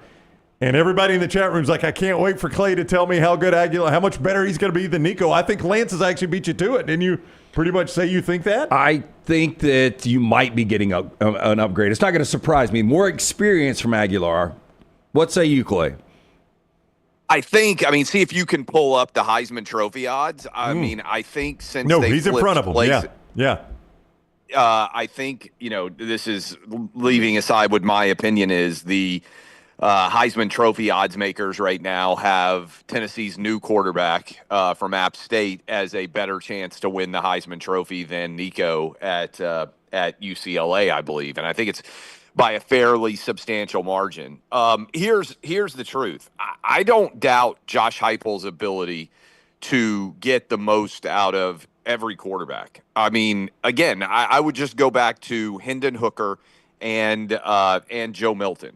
When Josh Heupel got those guys, nobody else really in college football wanted them. Hendon Hooker was cast off by Virginia Tech. Michigan said, Joe Milton has no ability of any kind of substantial note. Hendon Hooker won 11 games and Joe Milton won 9. And last year, Nico won 10. And so at the quarterback position, and it may not end up being this guy who wins it. I hear there's a lot of optimism about George McIntyre, who's young, needs to put on a lot of weight. But remember, Tennessee's got 2 highly ranked 4-stars who are young and around the same age that Nico was when he took the field last year. And they've got one of the 3 or 4 best quarterbacks committed going forward. So I think the plan is, based on what I have heard, Nico wanted, $4 million a year, or he said he was going to walk. They let him walk. They've saved several $1 million. I think in this spring transfer portal, they're going to go out and get 2 or 3 players that they think are pretty good. And I think they believe the overall team is going to be better with the way that they are allocating resources going forward than not. Now, I think you guys told me, I don't know if there's been any movement or any change, that Tennessee dropped from 9.5 wins to 8.5 in the Vegas odds as well. Look, Tennessee is going to beat every team, and you can pull up the schedule at Neyland, other than potentially they may have a challenge probably against Georgia, right? Georgia is the only team to beat Tennessee in Neyland in the last 3 years, I believe. And so I feel like Tennessee's going to win those games. They're going to beat Syracuse. And it's going to come down to how does those big 3 go, right? Georgia, Alabama, and Florida. If Tennessee can go 1-2 in those 3, then I think Tennessee will be in the playoff. If Tennessee goes 0-3, then I think Tennessee will miss the playoff and end up 9-3. So winning at Alabama, winning at Florida, probably going to be tough. Beating Georgia is going to be tough. But, again, you go 1-3 in those 3, and you're in the playoff. Fan bases are unrealistic. Sorry, 1-2 in those 3. Clay, this fan base is unrealistic, especially in the SEC. But now that Tennessee has tasted success, they were 1 or 2 blown games away in 2022 from going to a college football playoff. They dipped down to 9 wins with Joe Milton. Then they get to the college football playoff last year. As a Tennessee fan, are you okay, based on quarterback situation, with going back to 9 wins, possibly 10, and being in the conversation? Or, in year 5, should Heupel be getting this thing better? I know only so many teams can get to a college football playoff, but once you get to that point, fans expect, okay, we were there last year, we should get there again, and now we need to win a game. We need to make a little noise. Look, if Josh Heupel is 11, 9, and 10 the last 3 years, right, in terms of wins, if he wins 9 or 10 games again this year after the Nico drama, I think people are going to be pretty comfortable. The recruiting is slowly, stepping up at a higher level. I think this will be the best overall team that he has had, top to bottom, since he got to Knoxville. And I think he's basically established Tennessee as a top 10 caliber program again. And with Danny White, who I think is probably incredibly underrated as the athletic director, I don't think you just look at it as a football standing alone situation. I think Tennessee is a top 10 football program. I think they're a top 10 basketball program. And I think that they're probably the best baseball program in the whole country right now. And those are the 3 sports that I think most people, for men, would focus on. And if you want to toss in, women's basketball is the 4th sport that people pay the most attention to. I think Tennessee's on the track to being top 10 in that one as well. The basketball, I don't know if it got very much attention, but this week Tennessee got the highest basketball recruit in the history of the program, Nate Ament, who is supposedly going to be a one-and-done, number 3 overall recruit in the nation, consensus 5-star. And so I think they're really just kind of firing on all cylinders. And again, I go back to me, one of the first things you have to do as a program is basically establish that you own your home field. And yeah, does it stink that Georgia twice has come in as a national championship team and won in Knoxville? Yes. Is that the one thing that Josh Heupel hasn't gotten done? He's 2-1 in his last 3 against Florida, 2-1 in his last 3 against Alabama, and won all the home games there in that series in the last 3 years. he needs to beat Georgia. I think he would acknowledge it. I think he would recognize it. And I think there will be a decent chance of Tennessee doing that this year in Knoxville. And again, I think it's the only game in particular that should be close. Now, look, we know in the SEC, Tennessee shouldn't have lost. Nico was bad. Tennessee shouldn't have lost at Arkansas last year. So maybe there's a game on the road. Maybe it's Kentucky. Tennessee, Kentucky is Tennessee's Super Bowl, or Kentucky is the Tennessee game is Kentucky's Super Bowl every year. So maybe that ends up being a tough game on the road, other than Alabama and Florida. But in general, I mean, I would be very surprised if Tennessee at worst is not 9-3 next year. Clay Travis is with us as we continue the conversation about SEC football. It does seem like a good time to be unsettled at quarterback in the SEC, because as I look around the league, Clay, it does seem like it's a transition year for a lot of programs at the quarterback position. Arch at Texas, never been a starter. You got Stockton at Georgia. Alabama's. It seems like most of the contenders, the traditional contenders, have a question mark at quarterback, so to speak. Yeah, well, first, I'm sorry to hear about your dad, and I hope you you and your family are handling that as well as anybody can handle anything that's that I know everybody has to unfortunately go through at some point, so I'm sorry to hear about that. But on the quarterback position, I do think it's profoundly unsettled. I mean, look, I know we had a conversation about Arch. I think Arch is going to be really, really good at Texas. I think DJ Lagway, if they can get him back 100% healthy, showed that he's going to be really good at Florida. I would probably say Florida is the team that, to me, could really kind of come out of nowhere if I had to pick one going forward. But, yeah, look, I think there's a lot of uncertainty about where teams are going to get playmakers. I know Vanderbilt's got Diego Pavia coming back. That'll be interesting to see.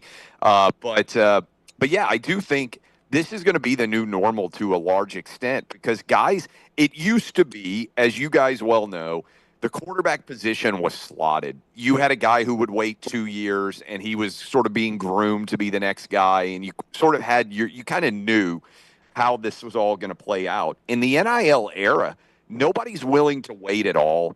And they expect to get paid, as we just saw with Nico. And by the way, I don't know how much attention it's going to get, but his younger brother also just bailed on Arkansas after a semester, and now he's going back to UCLA.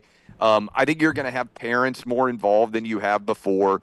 It's a little bit like Little League. If you ever had travel baseball situations, like I was kind of blown away, like 12U Little League, we had, parents getting mad and yanking their kids off teams and putting them on other teams. And I was like, man, they're 12. It kind of feels like the Nico family is doing that with grown kids. Clay Travis is with us on the Shunnarah Hotline. To your professional franchise, I was thinking about this as you were going to visit us, because you're about to draft Cam Ward.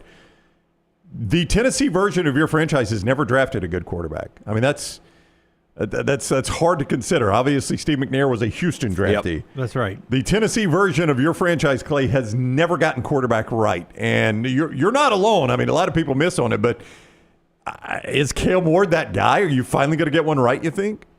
Well, it's funny that a Miami Dolphin fan would be. Listen, the best quarterback. Listen, the best quarterback you've had since McNair started as a Dolphin, and he got better with the Titans. That is the biggest insult you can give me. Yeah. Look, I would say no. I'm not sold on Cam Ward at all. I'm not sold on any of the quarterbacks in this year's draft. Not sold on Shedeur. Not sold on Jackson Dart. However far down the flow chart you want to go, I think this is not the year that you want to have of course, vintage Titans, not the year that you really want to have the overall number one pick. I've said I would take Travis Hunter. I understand that people out there can say, how can you pass on a quarterback? I think he's a more exciting player, figuring out whether he's going to be an elite receiver, cornerback, whether he's going to be able to play both ways. I would go get him, and I would sign, I'd trade for Kirk Cousins or something and kind of have a 2-year window where you are just okay, and try to, kind of fight back till you see a quarterback that you think can be a difference maker. I'd love to be wrong. I've got, season tickets already, have had them for 20 years now. I've got them in the new stadium. I mean, it's not fun when your team stinks, and the Titans stink right now. And certainly I would love for Cam Ward. You guys know go back. I was so unhappy that the Titans drafted Will Levis because I watched him play a ton and I had zero faith in him, and I was right about that. I did have good optimism about Marcus Mariota, and I don't think he was a total bust, and I don't think you can say Vince Young was a total bust. I mean, both those guys started games in the playoffs, but they're obviously not Steve McNair, and that is what Tennessee is looking for, and I would love for Cam Ward to be that guy, but I am expecting that he is not. I also think taking him number 1 overall is drafting him too high. Now, having said all that, the value of being right on a young quarterback is so incredible, right? Because you only have to pay him $40 million over the next 4 years. And a really good quarterback, look at what's happening in Washington. Jaden Daniels should be making $60 million a year. So the way the salary cap is structured, you are wildly incentivized to take swings at quarterbacks because if you connect, it is a massive home run. You get them for 4 years guaranteed. You get a 5th-year option where they don't cost that much. And that's why I think they're doing it, because the risk reward at quarterback is so much higher than the risk reward at any other position. And sadly, in the NFL, as you guys well know, if you don't have a top 10 quarterback, there's basically no point in watching your team play, because you can make the playoffs, but you're not going to win a championship. And so we'll see on Thursday. I'll cross my fingers and hope that it ends up being the right pick, but I am not incredibly optimistic about it. Clay, up until yesterday, about 95% of sports fans did not know who Nico Harrison was, the general manager for the Dallas Mavericks. He plans a press conference, comes out and says, and I'm looking at the quote right here, I did know that Luka was important to the fan base. I didn't quite know to what level. I just saw a video of a fan that had a sign that said Dirk handed Luka the torch and Nico blew it out, which was an incredible sign. But, I mean, how, if you're the general manager, and by the way, 4 years there, 2 Western Conference finals, 1 NBA finals. He's done a pretty good job up until the last couple of months. But how do you legitimately go out there, and that's one of your prepared statements is, I didn't quite know to what level? So I think that there are a lot of GMs and coaches and owners that secretly have contempt for players and think that they are the genius chess master and the players are just pieces on the board. And to me, when I saw that quote, it was emblematic of him not understanding who works for who. If you are a star player at the quarterback position for sure, or in the NBA, or frankly in Major League Baseball, the coaching staff and the GM staff, by and large, works for you, not the other way around. And I understand the flow chart of ownership and all those other things, but like, who's more important to the Dodgers right now, the GM or Shohei Ohtani? I think it's Ohtani, yeah. Yeah. And who's more important to the Mavs? I think it's Luka, not the GM or the owners or anybody else. And so I think that's just emblematic of that comment. Now, I'm not saying you should always do what the fan base wants because the fans are not always right. But not understanding that you basically made a decision that is going to tank the value of your franchise for a generation unless you find a transcendent, incredible talent in the next few years who can rise to the level that Luka was, is, to me, malpractice, because I understand the GM's job isn't necessarily to sell tickets, right? But it kind of is, right? Because the whole purpose of having a good team is, in theory, you sell more tickets, you sell more gear. The business is better when you have a good team and a product that you put on the field that is of an elite level. And when I saw those quotes, I just thought, I mean, how in the world could you trip over yourself that bad when he's had tons of time to think about this? I do, however, also think that the ownership, the GM works for the owners, and it's easy to rip Nico, but the owners had to sign off on this too. And ultimately the GM serves at the will of the owner. And so as much as you might want to pile on the GM here, Nico, I do think that the overall ownership is at fault here as well. Earlier in talking about my dad, we obviously came across a bunch of pictures, and most of them were from the 70s, and some of them were really baller, iconic. Him on a motorcycle with a lit cigarette, no helmet, with a girl, not my mom, on the back, doing some kind of obstacle course game. If you could live in any decade, which one would you choose, Clay? Which one would you go back? Because my dad made the 70s look really cool. I was never a 60s guy. You know, the movies always romanticize the 60s. That seemed to be too much turmoil to me. The 70s seemed to be just about a cool speed for me if I had a little money. I think the 90s is the best decade in the history of America. And I lived it. So I don't know if that's dodging. I think every kid thinks that their decade, like I love the 80s. 80s and 90s were fantastic. 80s and 90s, I think America peaked. I mean, I think if you're out there and you're like at a dinner party and it's boring and you just want to kind of get people really fired up, just have people debate the 80s or the 90s, because you can do it for movies, sports, politics. Like you can kind of run through everything and have a real debate. Music, which of the decades is better? I think, you know, my opinion is America peaked about 1998. One of my favorite, you were talking about your dad with the no helmet, like on the motorcycle. You know, they released 5 years ago, I think it was today, was the Jordan era Bulls doc that everybody watched during COVID when there's nothing on television, no sports. Yep. And there was a moment in that movie where Dennis Rodman comes out after a playoff game, pounds a beer, like gives a fist pound to a cop and hops on a motorcycle and just rides off. and like, if that video happened today, the entire internet would lose their mind, right? But you go back and think about those stories. I mean, how about Jordan just showing up and dragging Dennis Rodman out of a bed with Carmen Electra? I mean, it felt to me, maybe I'm wrong, but it felt to me like around 98 or 99, everybody got along, right?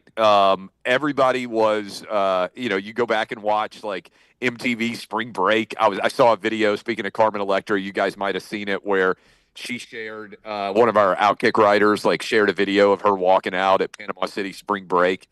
But I just felt to me like at the end of the 90s, everybody was just kind of getting along. Early 2000s, unfortunately, I feel like 9/11 kind of killed that vibe. Of the late 90s, everything kind of being great, everybody being, heck, we had balanced budgets, like everybody's wages were increasing. It just felt to me like the late 90s. If you told me right now, hey, when's the greatest era in American history, I would probably be like, I don't know, 96 to 2001, that 5 years right before 9/11 happened and we ended up back in war. So, Clay, before you get out of here, I've always respected Lane Kiffin, the play caller, but is Lane Kiffin the head coach, the guy, the face of your program?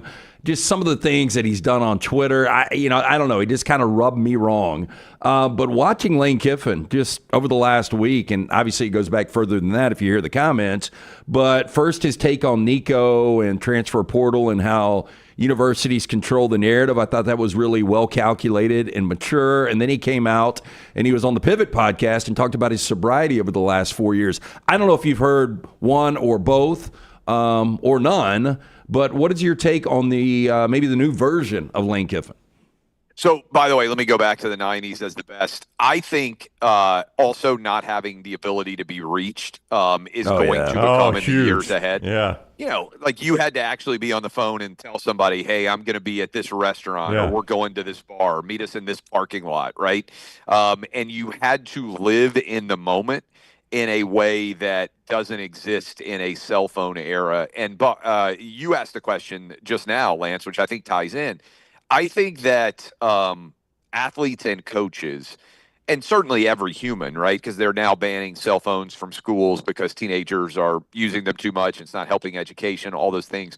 I think that they have all had to live through an era where they get the worst of fans in their pockets, by which I mean every time you open your Twitter account or your Instagram account or whatever it is, there is steeped in negativity there, and certainly in DMs and everything else. And I think sometimes people have spent too much time trying to react to what strangers are saying on social media, not recognizing that those strangers are in no way representative of what the real world is like. And so I think Lane has come through that era. And I think he's kind of gotten to where he uses social media to have fun, but not as if it's the real world. And I think that is a healthier version of himself. And I think there are tons of super skilled people in all walks of life that have had, I think it's been good for me professionally. So I'm not, throwing social media under the bus completely. I think it's certainly helped my career probably massively.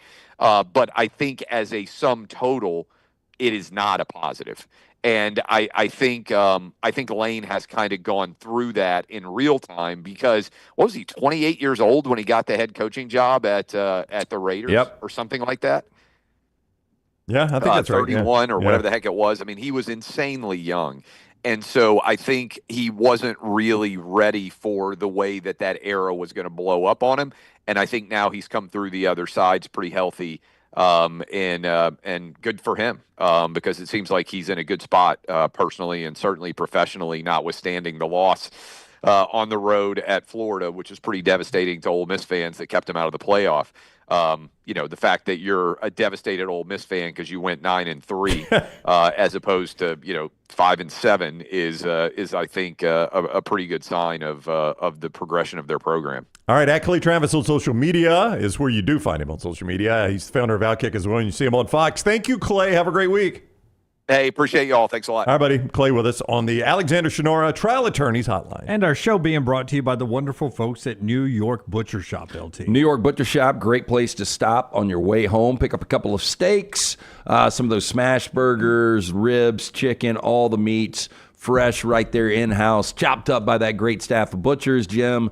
2 locations for those guys. The original Cahaba Heights, Highway 119 in Greystone. Also, don't forget about the huge deli sandwiches that you can get for lunch or dinner. Fantastic side dishes made in-house and a great selection of wine and desserts as well. Rare quality, well-done service. 2 locations. Stop in today, the New York Butcher Shop. And don't forget, NASCAR coming back to the Talladega Superspeedway this weekend. The Jack Links 500 weekend kicks off on Friday. You can get your spot right now, TalladegaSuperspeedway.com.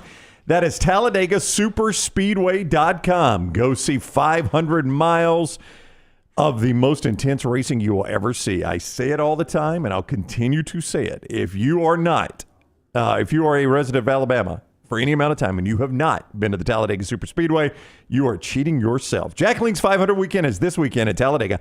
TalladegaSuperspeedway.com. That's TalladegaSuperspeedway.com. Follow The Next Round on Twitter, Instagram, and Facebook at Next Round Live. I'm attorney Alexander Shunnarah, Alabama born, Alabama raised, and ready to fight for your rights. I have one of the largest firms in Alabama, and we are here to help you get the compensation you deserve. Call me, Alabama, 323-1000. Your representation is made that the quality of legal services being performed is greater than those of other lawyers. You could win a Cadillac CT5 or your share of $25,000 in free play and cash at Birmingham Racecourse Casino. The more you visit, the more chances you have to win. Play the latest, most exciting games around with fun bonuses and big jackpots. You can be a winner too. Come win your share during the Cadillac CT5 and $25,000 giveaway at Birmingham Racecourse Casino. Drawings April 5th and 6th. Located off I-459, exit 31, Derby Parkway. Must be 21 or older, must be present to win. Hey, let me tell you about our friends at Urology Centers of Alabama. Compassionate and comprehensive urological care with 35 physicians, 17 locations across Alabama. Their patient-centered approach to all of your urological needs. Remember, they've got that new men's health center. It is beautiful, helping men with a wide range of sensitive male issues in a comfortable environment. You can always go online, visit urologycentersalabama.com, schedule an appointment with one of their many urologists today. Birmingham's fastest party returns to Barber Motorsports Park May 2nd through 4th. Medical Properties Trust presents the Children's of Alabama Indy Grand Prix powered by AmFirst. Experience 3 days of high-speed action featuring the fastest drivers in the world from the IndyCar Series. Enjoy the Kids Zone, food trucks, beer garden, Ferris wheel, fan zone, and more. The Children's of Alabama Indy Grand Prix powered by AmFirst. Kids 15 and under get in free. Get your tickets now. Hey, you. Days warming up, looking like spring. And at New Balance Birmingham, we've got the thing. What pops and what's fresh? Check the selects. Come together at New Balance Birmingham on Highway 280, right next to Chick-fil-A. New Balance Birmingham, we got now. Hey, Lance Taylor from the Next Round to tell you about one of our favorite places for breakfast, lunch, and dinner. That is Hamburger Heaven since 1982. Hamburger Heaven has been serving Birmingham's best hamburgers, cheeseburgers, French fries, hand-spun milkshakes, and sandwiches made fresh to order. All of their ingredients are fresh and prepared daily. This includes their beef, always fresh, never frozen, hand-pattied each and every day. For breakfast, lunch, or dinner, visit any of the 4 locations, Highway 280, Irondale, Gardendale, and Homewood. The biggest and baddest track in NASCAR, Talladega Superspeedway is ready to put on another amazing show in April. If you've never been to this track, you've got to come check it out. 2.5 miles of nothing but pure speed and incredible action at every turn. Don't miss the Jack Links 500 NASCAR weekend at Talladega Superspeedway. It's April 25th through the 27th, and you can get your tickets right now at TalladagaSuperspeedway.com. That's TalladagaSuperspeedway.com. It's bow time. Tired of choosing between sweet and savory? Why not have both? Introducing Bojangles' new chicken and bowberry waffles. The bold Cajun chicken filet you love, now drizzled with a bowberry honey glaze and sandwiched between 2 warm waffles. Which means your favorite meal of the day just met your new favorite dish. And lucky for you, it's served all day.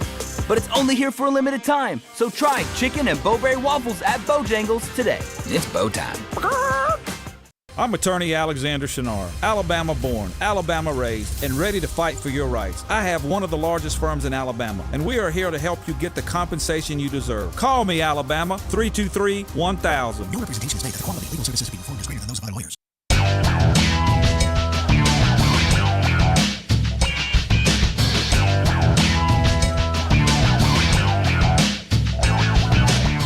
Back with you on the Next Round. Before LT tells us about our friends at Hemphill and the spring cleaning coming up, he brought up the Nico Harrison story with the Dallas Mavericks. Nico Harrison, a lot of Nicos in the news, we know. Not the quarterback at Tennessee, he's the GM of the Mavericks. Cut 7 here. Here's the quote that LT was talking about. I want you to hear it instead of being read to you. It just is, it's just asinine. Listen. When you were kicking the idea of this trade around and you had various scenarios planned in your head, did the anger and outrage from the fan base, has that exceeded what you were kind of planning for? Yeah, good question. I did know that Luka was important to the fan base. I didn't quite know it to what level. Why shouldn't you be fired? Well, one, I think I've done a really good job here, and I don't think I can be judged by the injuries this year. You have to judge from totality, from beginning to end. And so I think I have a really good working relationship with Patrick. I think you add in Rick, the leadership that we have is really elite. And you'll see next year when our team comes back, we're going to be competing for a championship. Okay. Yeah. By the way, teabag with the label hanging out of the cup. Yeah. Almost. That's almost fireable. Almost grounds of termination for me right there. That's just being uppity. I love and you're holding your pencil like this. That immediate follow-up. I mean, why should you not be fired? Yeah. That was pretty incredible. I don't know how you go to the podium knowing that this is how you're going to answer this. I do think it's interesting the way that Clay answered this, that there are some people in power roles that for whatever reason, they view some of their big players is guys they're bigger than, and they can survive without them. And you know what happens to those kind of people? They get fired. Well, excuse me. I would say with him, he just set the bar for next year. Yeah. Wait till you see next year when we're competing for a championship. And then I would say if I'm Mavericks ownership, if you're not competing for a championship and there haven't been like crazy injuries. Hey, and by the way, competing for a championship is a top 3 seed in the West. Like that 4 or 5 game is a gimme. If you're competing for a championship, you got to at least be a 3 seed or higher. Again, just to back Nico up a little bit, in 4 years, he's been to 2 Western Conference Finals, which the West is so ultra competitive, and he was in the finals last year. So, but the problem is, your best player in franchise history, your most popular, was Dirk. Your second best player and most popular is Luka, the guy that took you to the finals, and you got rid of him in his prime. Yeah, so that's where it makes no sense. And not really a ton back, right? No. I mean, you got Anthony Davis, but Anthony Davis is he's always hurt. A decade older and always banged up, and he's obviously a major upgrade on the defensive side, but offensively, he's not where Luka is right now. Kawhi, unbelievable last night, had 39. Clippers beat the Nuggets. That series tied 1-1 now. Detroit, even the series with the Knicks, first time Detroit won a playoff game since Chauncey, Rip, Rashid, and Tayshaun. Yep. That's why I asked Lance if that's why I asked Lance if he had Detroit last night, because that was a historic win for them. And Dennis Schroeder just always appears in the playoffs. He's played for like 7,000 teams, the German. Yeah, I mean, probably played his, maybe for the Hawks, the most meaningful. Played for your Lakers. He played for the Lakers, but he hit a massive 3 last night. I was just going to ask you about Schroeder because that was a dagger out of him. Yeah, and he's a kid from Belgium that really has jumped around the league, and he's had successful stints. I know, that's what's weird. Is like he always shows up in the playoffs. Dennis Schroeder's playing for the Pistons. I think you'd be shocked. I bet Schroeder has made $150 million. He shows you though, because he's 6'1", because he and Brunson were both in that game as 2 of the shortest players in the NBA. Yeah. And when they do the court level shot and you see how much smaller he is than the guys out there, you're like, that dude is 6'1". Makes a difference. As before the Hemp Hill happens, hot and cold, running hot in Dallas, one fan has a mural that he's allowing people to come and throw stuff at about Nico, the general manager with the Mavericks. Take a look at this. This guy paints a mural, fire Nico up there, and now he's allowing people to come and throw stuff at the wall. Yeah, this is not a good start. I agree with Brown. I mean, next year, Nico knows this. If the Mavericks aren't super successful, if they don't get to the Western Conference Finals, he's probably done. By the way, Schroeder, $90 million he has made in his career. He's made $90 million? Yeah. Jeez. Told you it was going to be a lot. Have you guys ever worked for a boss and worked, whether it was you or somebody you've worked with, where that boss tried to get them out because the boss thought they were bigger than that person? Because it happened. I worked with you. We all had the same boss. I can't really talk about it, but you saw what happened to him after a year. I mean, it was just.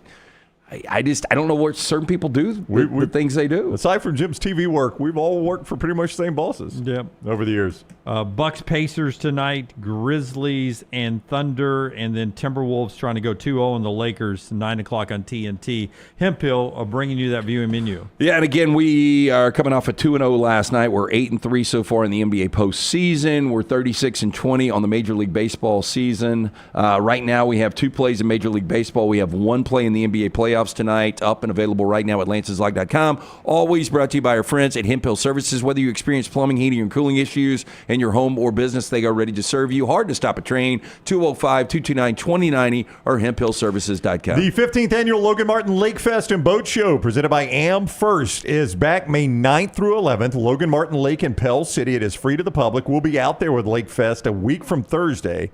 1 week from this Thursday, we'll be at the Buffalo Wild Wings in Pale City, getting you ready for Lake Fest. We'll have a big time there. Bama's biggest in-water boat show with 80 boats and vehicles on display.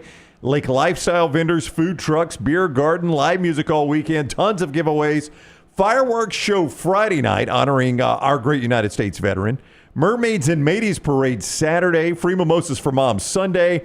LoganMartinLakeFest.com for all your information. LoganMartinLakeFest.com. And for the first time in the history of LakeFest, AmFirst is offering a 0.5% off interest rates, which could save you as much as $100 a month and up to $12,000 over the life of the loan. LoganMartinLakeFest.com. All right. Let's, before we get to our Shunnarah spotlight, can you give me, Forrester, a little picture of Ben Arbuckle.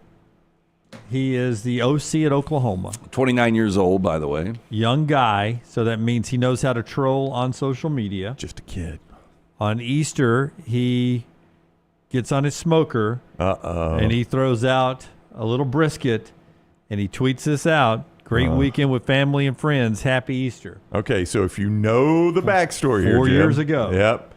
4 years ago, Lincoln Riley threw up, I'm assuming it's this photo, right? That's the same Riley photo of the brisket? Yeah, that's the good one. That's Arbuckle's brisket. Yeah. And people destroyed Lincoln Riley. This is Lincoln Riley's brisket. Happy Easter. Yeah. Arbuckle's got a good little smoke ring on there. Maybe a touch past down, but that's okay. Okay, go back to Arbuckle now. Tell me what you're saying now. What again? Well, now? you see the little smoke ring there. You see the pink on the outside. Yeah. Around that's the smoke ring. So that shows that you've smoked it nice and thoroughly, and you know you've taken good care of it. You look at Lincoln Riley's, and it is dry as it can be. Yeah. So Riley's looks like leather. Yeah, it's awful. So Yeah. Arbuckle probably a little too much.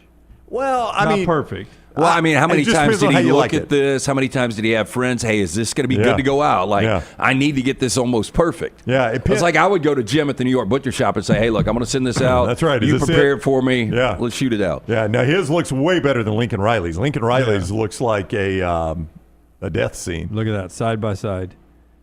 Ugh. Yeah, Lincoln Riley's looked awful. Wouldn't even want the one on the left. No, I would not. That is so dry. You can just tell by looking at your mouth. can. Arbuckle know what he's doing? Was that a troll? Oh, 100% it's a troll, yeah. Because they were both on Easter, right? Oh, yeah. Yeah, Lincoln's was on Easter, too. Happy Yeah. Easter. Oklahoma is going to be one of the, when we get to Atlanta and I've got my spray tan on, Oklahoma's going to be one of these teams, like most intriguing storylines going into the SEC season. I think the Oklahoma offense is going to be in one of these top 5 storylines. Well, let's get to that. It is part of our spotlight today, brought to you in college football wise by our friend Alexander Shunnarah. Hit it, man. The College Football Spotlight. The Shunnarah Spotlight presented by our guy Alexander Shunnarah, Elite Trial Lawyers, located right here in Birmingham. Alex has been doing it in Birmingham for 24 years. The firm has grown to more than 150 lawyers, supported by more than 500 dedicated team members. And their Elite Trial Lawyers have recovered more than $2 billion, maintaining Alexander's core values of integrity, mastery, passion, and success. When you find yourself in need of a lawyer, call the Alexander Shunnarah Trial Attorneys. You pay nothing unless they win your case. Shunnarah.com. That's Shunnarah.com. Which teams have been cashing in on the portal? Georgia just picked up three guys yesterday. By the way, one of them, an Army linebacker. When will you ever Yes, see that? An Army linebacker to Georgia, but that kid can make some tackles, fill some run gaps. But the biggest movers in the country, Oklahoma State, North Carolina in the mix, but they're SEC schools. One of them, LT, Oklahoma, one of the big portal windows this year. To your point, they've gotten a lot better at quarterback, at running back, and just about everywhere else on the team. Jim Nagy, the new general manager, is getting rave reviews. Yeah, look, and I can't wait to see this offense, under Ben Arbuckle and what you're going to be able to do. Look, I like Jackson Arnold a lot, but now you bring in John Mateer, one of the more productive quarterbacks in all of college football. If you go back to the Kyler Murray team against Alabama in the Orange Bowl in 2018, what do you think that team averaged per game? This is a Lincoln Riley, Oklahoma team. 49? I was going 41. 59 points per game. No, get out of town. Wow. 59 is what they average for a season? 59. I'm almost positive. And by the way, did not win a national championship. No. That's hard to do. But last year's team averaged all of 24 points per game, I think it was. Yeah. And I just never thought we would see Oklahoma, 24 points per game. Let me confirm, 2018. Does seem like a lot, doesn't it? It does. Well, Jackson Arnold started 10 games for them. As you 59.1. They scored 89 touchdowns that year. As you talk about Oklahoma's quarterback play, Jackson Arnold started 10 games for them, only threw for 1,421 yards, 12 touchdowns, 3 picks. Mateer, what would be an over-under on yardage for him in your mind? Oh, are you talking about just passing yardage? Yeah, just passing yardage. 30. What he said? I would say 3,300 maybe. Okay, 3,300. So a little less than 300 a game if he plays all 13 games. And then I was going to ask you, their leading rusher was also Jackson Arnold, by the way. Led him in rushing and passing. And Arnold last year had 444 yards and 3 touchdowns. What do you imagine Jaden Ott does?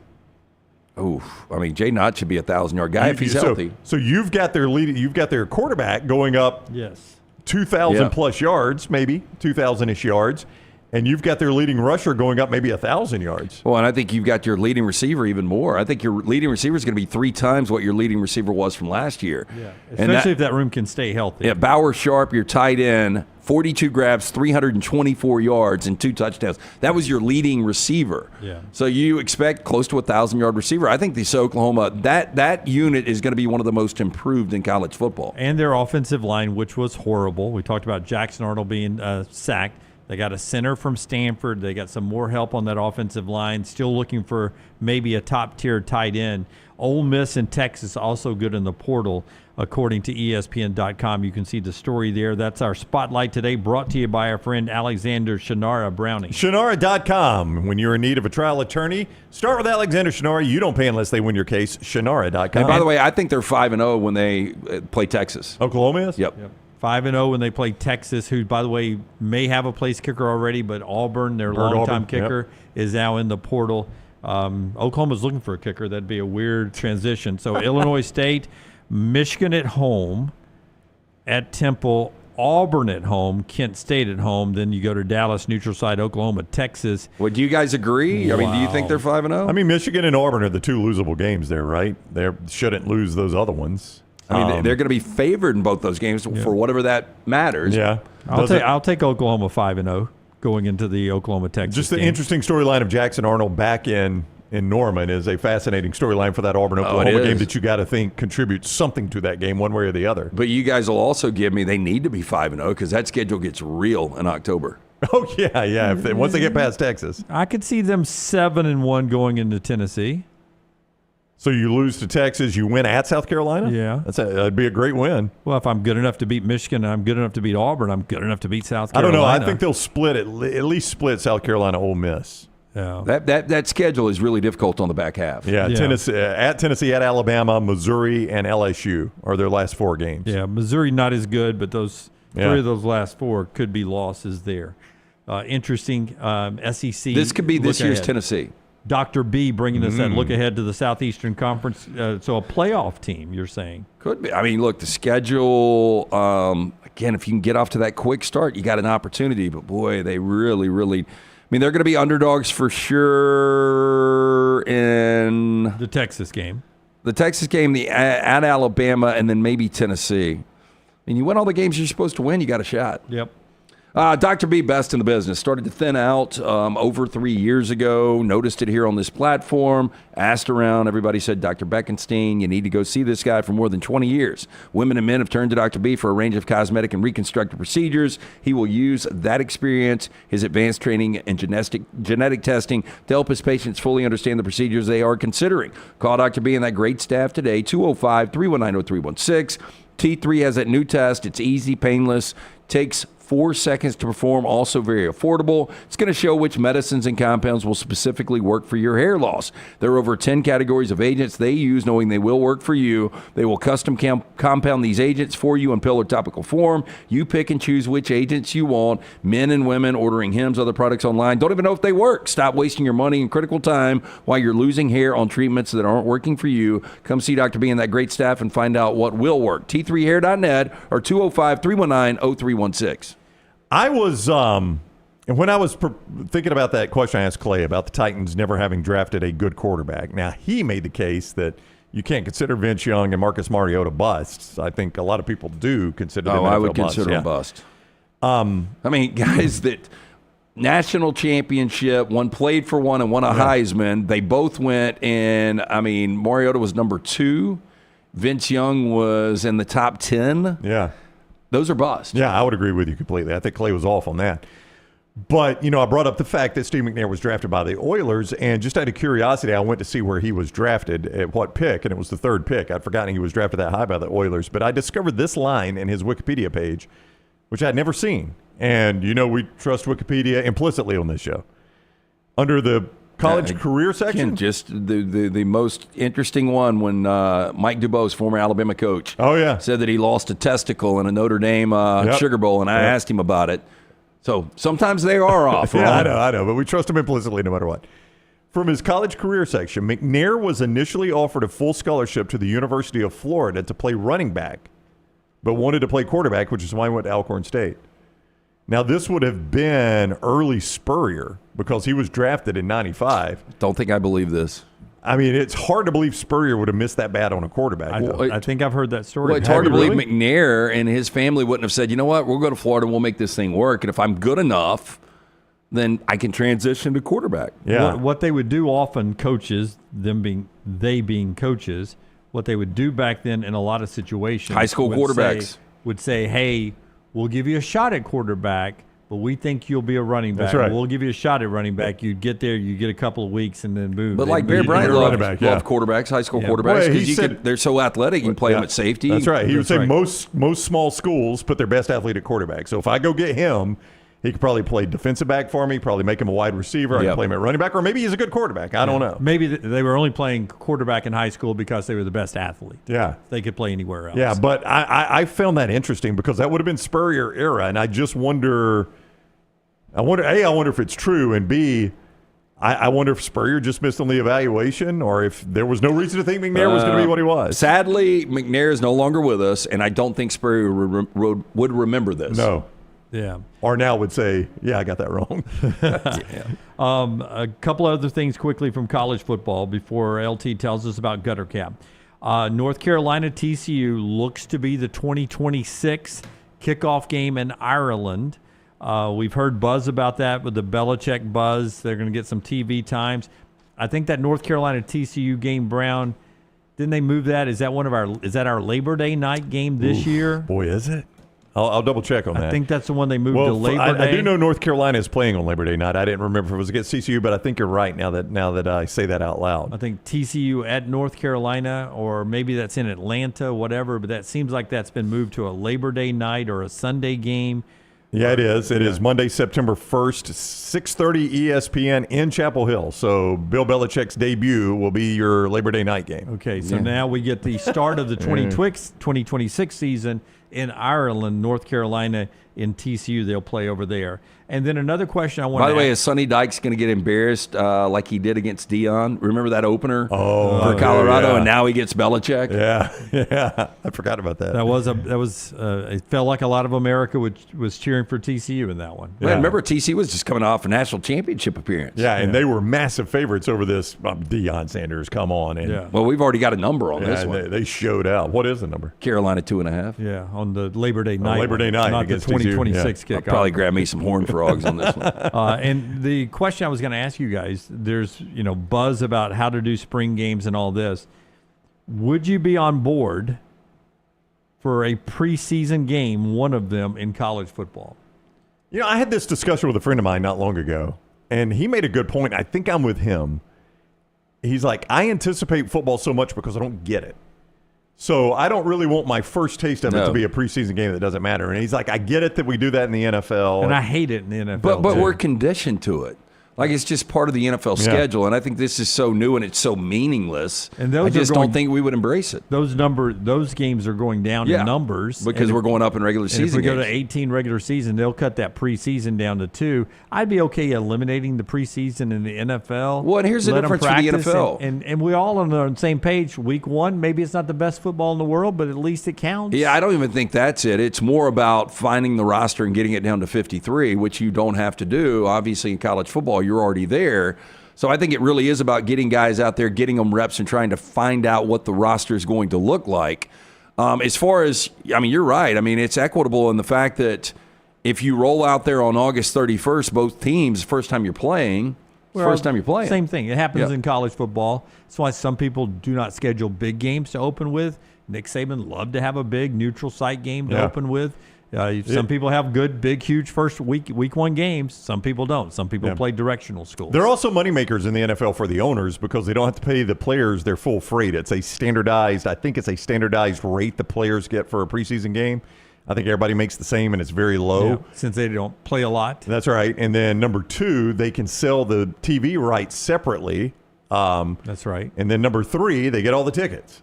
They sell those tickets. So it is a money, and the concessions and the parking and all that. It's a moneymaker for the owners. Back to week 1, the schedule. We talked about this game. I think it was on Friday, Nebraska and Cincinnati at Arrowhead. Yeah, fascinating game. Yeah, it's kind of, I'll take it, but that's the one Thursday night game that jumps out. But on Friday night, you got Auburn and Baylor. Yep. And then you mentioned the Monday night matchup between TCU and North Carolina. But on Sunday night, we've got a doubleheader of South Carolina, Virginia Tech, and Notre Dame, Miami. Yeah. We got really good games. So Sunday, because that's a non-NFL Sunday. Yep. NFL starts the next Sunday. There's nothing, no exhibition, nothing on that Sunday. That's a great window for college football. Now we're getting more games on Sunday. We'll have a triple header eventually. On Sunday? Yeah. Found out I've got a wedding week 1, Saturday. That's a problem. Well, I hate to say this out loud. You found out you got a wedding you're not going to. Yeah, my girl's a bridesmaid, and I was like, oh, man, that sucks. You ain't got a +1. Tell them congrats. Well, and then there's one in October, and I'm like, what's going on? She's like, California people don't plan their weddings around football. And I was like, you guys are doing it wrong. Yeah. All right, top of the hour show brought to you by our friends Gutter Cap, one of the great sponsors. C-Stu can help you out tremendously right now. Yeah, look, the last thing you want to do, spring cleaning, is get on the roof and clean the gutters out. You slip, you fall, you snap the neck and die. You're no good to the wife or kids. Cap it, don't snap it. 205-823-2212. Gutter Cap, patented aluminum cover system, allows water inside but keeps out unwanted debris. It will eliminate gutter clogs forever. He's been in business for 22 years, thousands of satisfied customers, no pressure, no BS. He will come out, give you an absolutely free estimate, special discounted price for mentioning the next round. 205-823-2212 or guttercapbirmingham.com. Hey, don't forget NASCAR coming back to the Talladega Superspeedway this weekend. The Jack Links 500 weekend starts on Friday. You can reserve your spot now, TalladagaSuperspeedway.com. That is TalladagaSuperspeedway.com. If you have never visited the Talladega Superspeedway for a race weekend, you are missing out. Get your spot now. Make sure you go watch all the intensity of Talladega for the Jack Links 500 weekend this weekend. TalladagaSuperspeedway.com. That's TalladagaSuperspeedway.com. Take the next round anywhere you go with official Next Round gear. Buy yours today at nextround.store.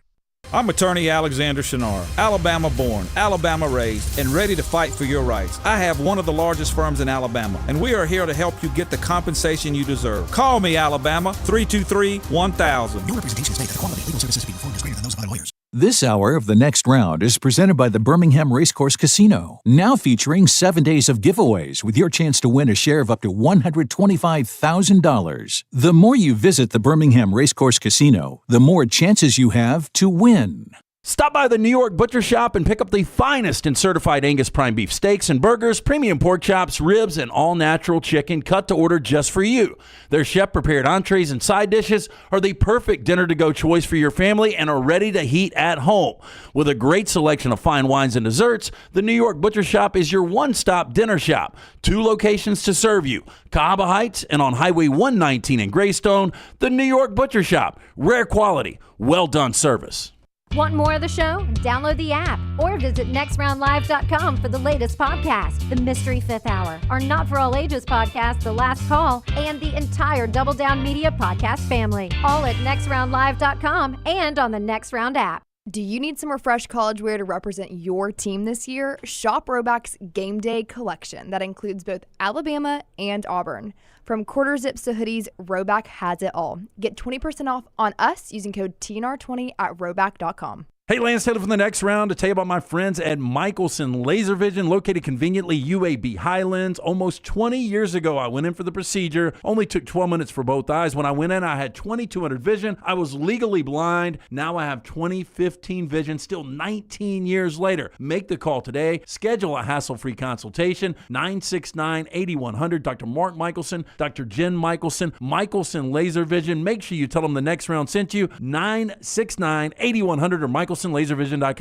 The biggest and baddest track in NASCAR is Talladega Super Speedway, and it's ready to put on another amazing show in April. If you've never been to the Talladega Super Speedway, you have to check it out. This beast is 2.5 miles of nothing but pure speed and incredible action at every single turn. Don't miss the Jack Links 500 NASCAR weekend at Talladega Super Speedway, April 25th through 27th. Get your tickets now at TalladagaSuperspeedway.com. Don't miss the action. TalladagaSuperspeedway.com. No matter the occasion, the Next Round store has you covered with whatever you need. Head over to nextround.store and start filling your cart up now. When you wear your gear, make sure to let us know by posting on socials, and you might just end up seeing yourself during a commercial break. Go browse now at nextround.store and place your order before the break ends. It's bow time. Tired of choosing between sweet and savory? Why not have both? Introducing Bojangles' new chicken and bowberry waffles. The bold Cajun chicken filet you love, now drizzled with a bowberry honey glaze and sandwiched between two warm waffles. Which means your favorite meal of the day just met your new favorite dish. And lucky for you, it's served all day. But it's only here for a limited time, so try chicken and bowberry waffles at Bojangles today. It's bow time. The road to the Indy 500 runs through Birmingham, May 2nd through the 4th. The fastest IndyCar drivers in the world, O'Ward, Dixon, and Newgarden will put their skills to the test with one goal in mind: victory. Witness Miss America Abby Stockard give the most iconic command in all of racing as the Grand Marshal. May starts here. The Children's of Alabama Indy Grand Prix, powered by AmFirst. Tickets are selling fast. Get yours today. I'm attorney Alexander Shunnarah, Alabama born, Alabama raised, and ready to fight for your rights. I have one of the largest firms in Alabama, and we are here to help you get the compensation you deserve. Call me, Alabama, 323-1000. Your representation is made that the quality of legal services being performed is greater than those of other lawyers. Jim Dunaway, Lance Taylor, Ryan Brown. Live from the Birmingham Racecourse Casino Studios, the Next Round, presented by Bud Light, is on now.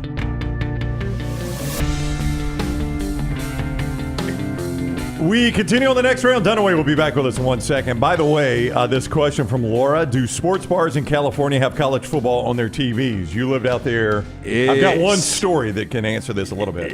Again, like the West Coast, it's a little different because you get 11 o'clocks and every one of our sports bars are packed.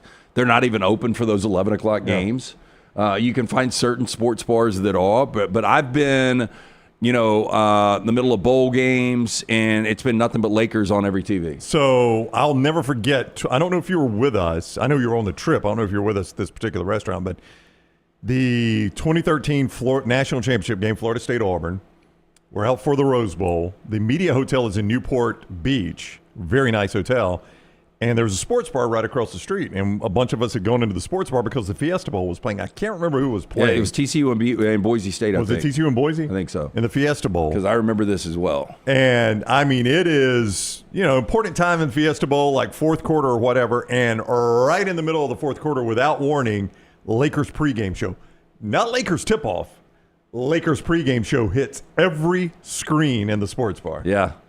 I mean, and I'll give you another example. I'm out and I was watching Sam Darnold against Justin Herbert, Oregon and USC in the Coliseum. And I left early, shocking. Yes. But I wanted to get somewhere because it was when Alabama and LSU played. What was the year where it was like, it was 0-0 going into the fourth quarter? So it was like 17, 16, 17. You know which game I'm talking about. Alabama ended up winning like 10-0. Yeah, I can't remember the year. 90. I think it was 2016 or 17. Oh, yeah. Well, I don't want to say 90. Yeah, I think it was 16 or 17. No, I think it was 16. Yeah. But first sports bar I went to, they only had USC and Oregon on. Okay. I'm talking about 30 TVs. Yeah. And I was like, can I get one? You can't get one. I had to go all the way downtown to a legitimate sports bar for me to get one TV. for Alabama LSU. And I think at that time, both were top 10 teams. So yeah, sports bars are different out not there. a lot of To answer our question, commitment to. I mean, look, they love their professional sports out there, but the college sports just aren't that important. But I am telling you, buddy, when that Lakers pregame show started, every TV in that bar went on that Lakers pregame show, and the only people that, like our table, was the only people that said a word. Like everybody's, oh, okay, Lakers are on, let's go. I'm like, okay, we're outnumbered. Hey, Hemp Hill Services bringing you part of the show today. Yeah, great spring special for you. Make sure that HVAC unit ready to keep up with this changing weather. $1,000 off the new units, plus 0% financing. Call Adam, Chad, Andrew, the guys there. Ask about the details. Whether you experience any plumbing, heating, or cooling issues, your home or business, they are ready to serve you. Hard to stop a train, 205-229-2090 or hemphillservices.com. You got 4 downs? You want to go ahead and do 4 downs? Yeah. Let me make sure I've got them in order. I did them at some point last night. All right, so we may have to reorder the 4 downs. They are presented each day by our friends at Bojangles. You don't have to choose between sweet and savory at breakfast anymore. Why not have both? Introducing Bojangles' new chicken and bowberry waffles. Bojangles' signature Cajun chicken filet, drizzle with a bowberry glaze, sandwiched between warm waffles, available for a limited time. It's Bow time. First down. Deep reach here. Machine Gun Kelly, 35 years old. I think he is popular with some people, right? He was number 1 on the Q rating for today's birthdays. Who was?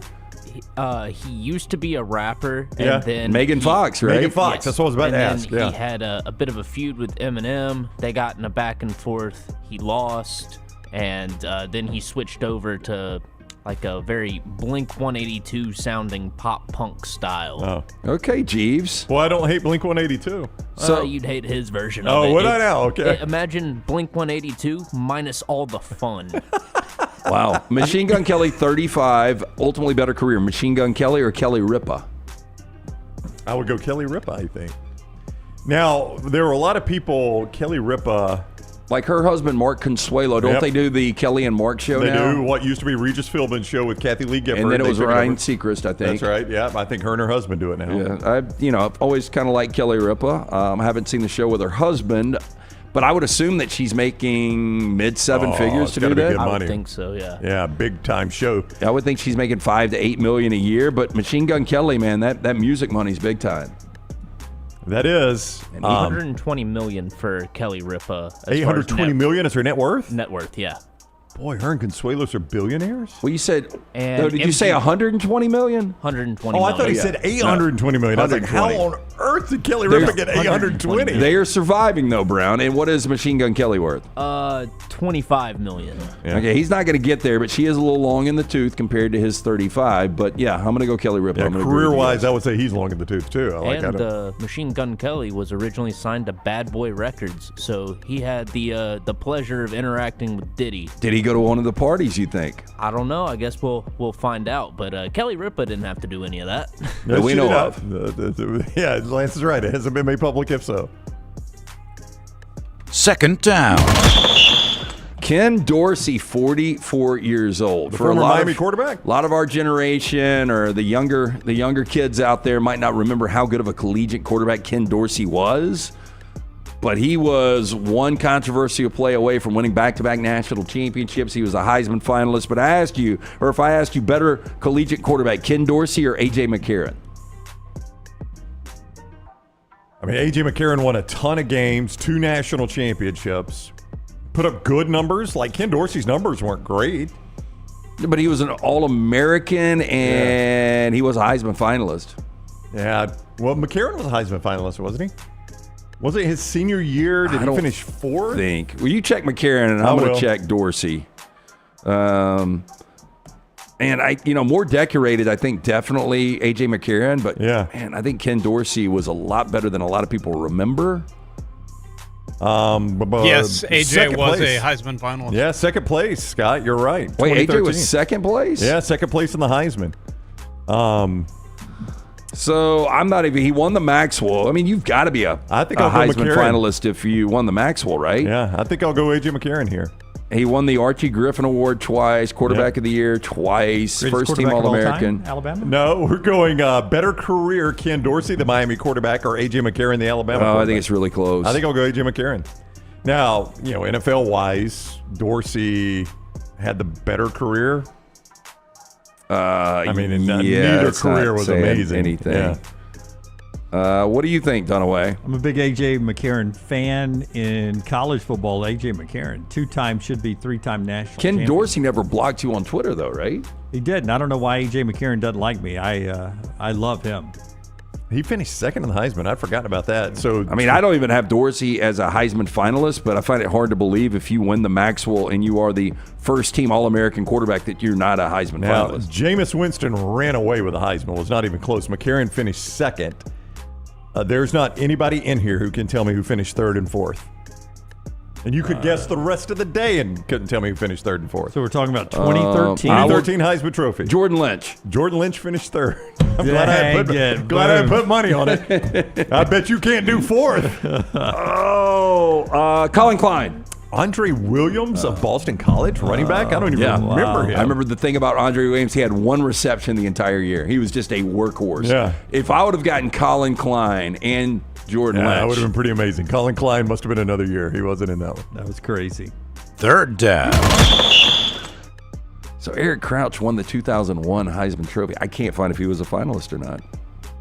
Anyway, I'll go with you guys. I'll say A.J. McCarron. Marshawn Lynch, 39 years old. Ultimately, who had the better career, Marshawn Lynch or Sean Kemp? Oh, man. Sean Kemp.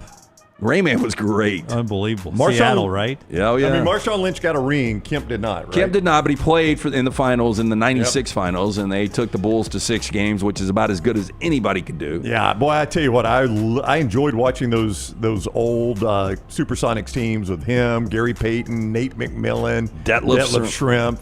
Those are fun teams to watch. George Karl was the coach.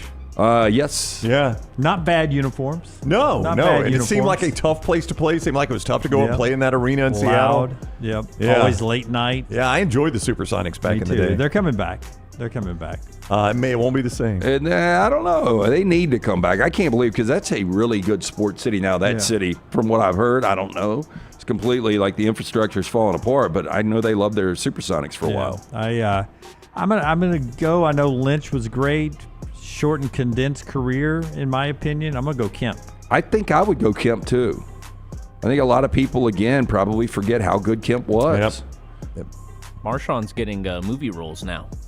Okay, Ken Dorsey was a Heisman finalist back-to-back years, 2001, 2002, so I might change my vote. You're going to flip back. What movie is Marshawn Lynch in? He's in... Jackie Chan movie, right? Yeah, Love Hurts with... He Kwan, who's Short Round. Yeah. And I want to say he showed up in the movie with Pedro Pascal, Freaky Tales. Pedro Pascal is in everything. He is in everything. Absolutely he does not everything. say no to He a does project. not. By the way, I don't know if you're watching The Last of Us. Wow, Sunday night. And it was only episode 2. Well, that's what people were saying in the chat yesterday. They were asking if you had watched it. Said that it was crazy. I'm guessing that's the big twist moment. I played the games. So. I mean, just when it was heating up, I was like, well, this is episode 2. Like, aren't we going like 13 this year? At least 10? I was blown away with everything that went down in episode 2. If you like The Last of Us, you need to jump on it before any of that gets spoiled. I think... Oh, you remember Marshawn Lynch was also in the, what was the sketch comedy on Netflix?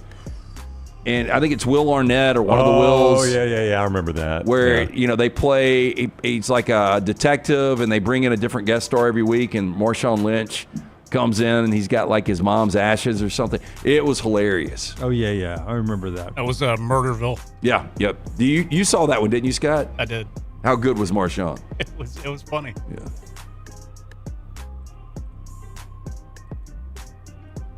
Fourth down. Thank you, Tyler. We can't move on without you. Jack Nicholson, 88 years old today. The Moon just mentioned it in the chat. I didn't know if that was going to be your birthday. Jack Nicholson, 88. Better career, Jack Nicholson or Steven Tyler? Nicholson. I said this the other day. I think you asked a question like greatest actor generation. I went Nicholson. Yeah, I think he's had a better career than Steven Tyler. Yeah, this is Jack. Yeah.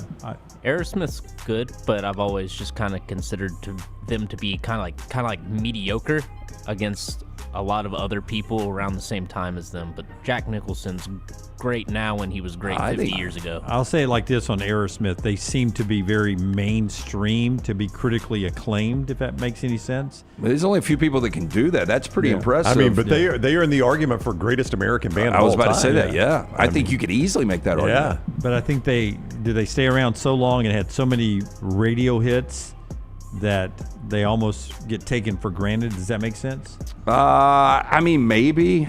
Boy, they were maybe like Jack Nicholson, though. Like his last few roles, I mean, The Departed was great. Yeah. But, he did Cash Grab, not as bad as Robert De Niro. But I'm going to go Nicholson. I think I'll go Nicholson. Nicholson was nominated for an Academy Award in the 60s, 70s, 80s, 90s, and the 2000s. Oh, there you go. I think that probably. Man, that's pretty amazing. For 5 decades, you're nominated for the top award. I mean, he made that movie with Helen Hunt. Oh, yeah, As Good as It Gets. It was really good. He made that movie, and the premise of that movie, I had no desire to see it, and it was one of those, I think I went because the wife wanted to see it. I can't believe you didn't want to Or the see that. It was a girlfriend wanted to see it. rom-com. Have you ever? And we went to see it, and I was like, oh my God, that was a great movie. I enjoyed it. Have you ever seen the Kevin Pollak interview about the courtroom scene in A Few Good Men? I have not. Because, I mean, there are a lot of people, I know it's like probably the most basic answer of all time that'll say, man, that is Jack Nicholson's best acting is courtroom scene in A Few Good Men.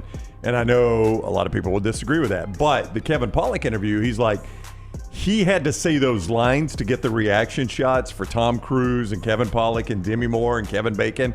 So he had to do those lines a lot. And he said every single time he did them all out the same way he did it when he was on camera, which I thought that was pretty cool to hear that. Yeah. He was like, we heard that because somebody, I think it was Rich Eisen was doing the interview, asked him about that scene. He goes, well, we heard that scene like 50 times that day. He's like, really? He had to shoot it that much? He's, oh, no, he didn't shoot it much at all. But every time he had to do it for the reaction lines, he did it the same way he did it on camera, which I thought was pretty awesome for an actor of that caliber. Yeah, I would agree. And that's 4 Downs. That's all I got. Brought to you by our friends at Bojangles Brownie. Yeah, you don't have to choose between sweet and savory anymore at breakfast. For a limited time, get that Cajun filet between those waffles, that bowberry glaze on it at your local Bojangles. It's bow time. Okay, help me catch up. Have you done? We did Hemp Hill. You done our friends at Hemp Hill. Yep. Okay. I want to tell you about our friends at Champy's World Famous Fried Chicken. I sent Forrester a picture. I don't know if you saw it, Forrester. One lady at the funeral said, oh, man, I love y'all's show, blah, blah, blah, blah, blah. I'm surprised you don't have the funeral sponsored today. And I laughed, no, of course not. That's Lance. But we did go afterwards to lunch at Champy's World Famous Fried Chicken, and I had a Bud Heavy for my dad. Nice. Away, Jimmy D. So at lunch, I went Bud Heavy, and we were at Champy's Chicken, and Sterling and Megan and the crew down there, absolutely the best, taking the family. Do we have any Bud Heavies here? I'll pour one out for James Sr. We used to have some here. I don't know if we still have them here or not. The king of beers there, Budweiser and Champy's Chicken, paired well together yesterday. In Dad's honor, I went 2 big breasts, the great sides. Whether it's a family gathering, whether it's just a lunch, a business lunch, or whatever, go by there and enjoy the great Southern fried chicken that Sterling cooks up for you. Brined overnight, cooked to order, comes out piping hot. Man, my brother, his wife, my sister-in-law, mom, they went crazy over the deep fried pickle spears. Oh, those are good. And then we had I'm mouth watering, the Conecuh sausage, cheese, and pickle. Yeah, I got that last time I was there. Banana pepper appetizer that's there just to get going. Just a great meal there, and we took multiple pints of banana pudding home last night. Champy's Chicken, champyschicken.com. They're just terrific folks. Okay, dry erase board, hot take, college football. I want you to, now here's the question. Okay. This isn't who you think the next guy is to win a national championship in college football as a coach, his first. Right. We've done that, and we'll do it again before the summer's over with. I want to document now the hottest take you make, the best coach that you can write on your dry erase board and keep it hidden, and we'll unveil them, that you think will never win a national championship. Just one. Best coach to never win a national championship. We're not doing 6 Okay. of them. I just want you to write one name that is your best coach that is coaching right now that has never won a national championship, that will never win a national championship. All right? So write that down. Let me know when you have them locked in.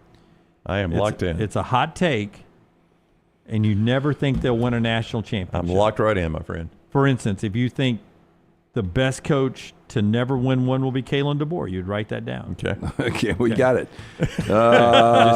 Just explaining it. Okay. Brownie, you want to go first? I'm happy to. Well, wait. I Hold on. don't want to impact Lance's okay. answer. Give me 1 second. Well, while he's doing that, let me tell you about our friends at Storm Restoration Roofing. Storm Restoration Roofing is Greg from Pell City. He will climb on your roof and give you a free, no-cost roof inspection. Absolutely free. 205-542-3531, 205-542-3531, A-plus rated with a Better Business Bureau. That roof, you don't know what's going on up there. If you've never been on top up there, Greg will do that. He'll get up there and let you know if you got a loose shingle or two that can cause water entry points, major damage. Full roof replacements, roofing repairs, got a building license. He can do storm damage repairs and a lot more. It is Storm Restoration Roofing. Greg from Pell City right there. Go check him out. And just absolutely the best in the business. Locally owned for over 20 years. 205-542-3531 or Greg from Pell City on Facebook. By the way, I was watching last night on Netflix when this happened. You're telling me you think McAfee was really choked out? Yeah, I think he went unconscious. I think he knew it was going to happen. His face was purple. Yeah, it was. You don't think he went unconscious? I don't think he went unconscious. Okay. No. Well, I mean, maybe that guy thinks McAfee's polarized. Maybe he thinks he's really obnoxious. Yeah, I think it was 100% staged. Like, I don't think McAfee didn't know he was going to get put in a headlock, but I do think he was out for a minute. So you think he was completely acting? Yeah. Like, that guy got him to the point that it was purple face and then let him go. Yeah. Okay. I mean, you may be right. I can't swear. Yeah. But I thought McAfee was actually out. Melton was watching it too. Does he agree with you? I do not know. But I mean, there's a little. I mean, when you start attacking the broadcast crew, obviously you're not saying wasn't staged. Oh, it's 100%. Staged. Yeah, 100%. You think it just went a little further than maybe McAfee knew? I don't even know that. I'm just saying the wrestler knew McAfee was going to attack him, and McAfee knew he was going to get attacked back by the wrestler, and probably knew he was going to get put in a headlock. And I'm not even saying he didn't know he was going to get his lights turned out, but I just think that's all part of the act there. Like, I guess there's some danger in that, isn't there? Yeah, I mean, if you get choked to unconsciousness, yeah. So I think it was a little acting, and then his face got purple though. That's good acting, man. We didn't have sound up. Then they brought Joe Tessitore out, which to Scott replace them. Scott wanted him put in a headlock. I would imagine. Which was Scott. I did not have the audio up, but I can only imagine it was over the top. And one of the greatest nights of wrestling in the history of the WWE. Wrestling, one of the greatest nights in human history. Yes, exactly. Look at Dwayne Johnson. This is why they call it the Southeastern Conference.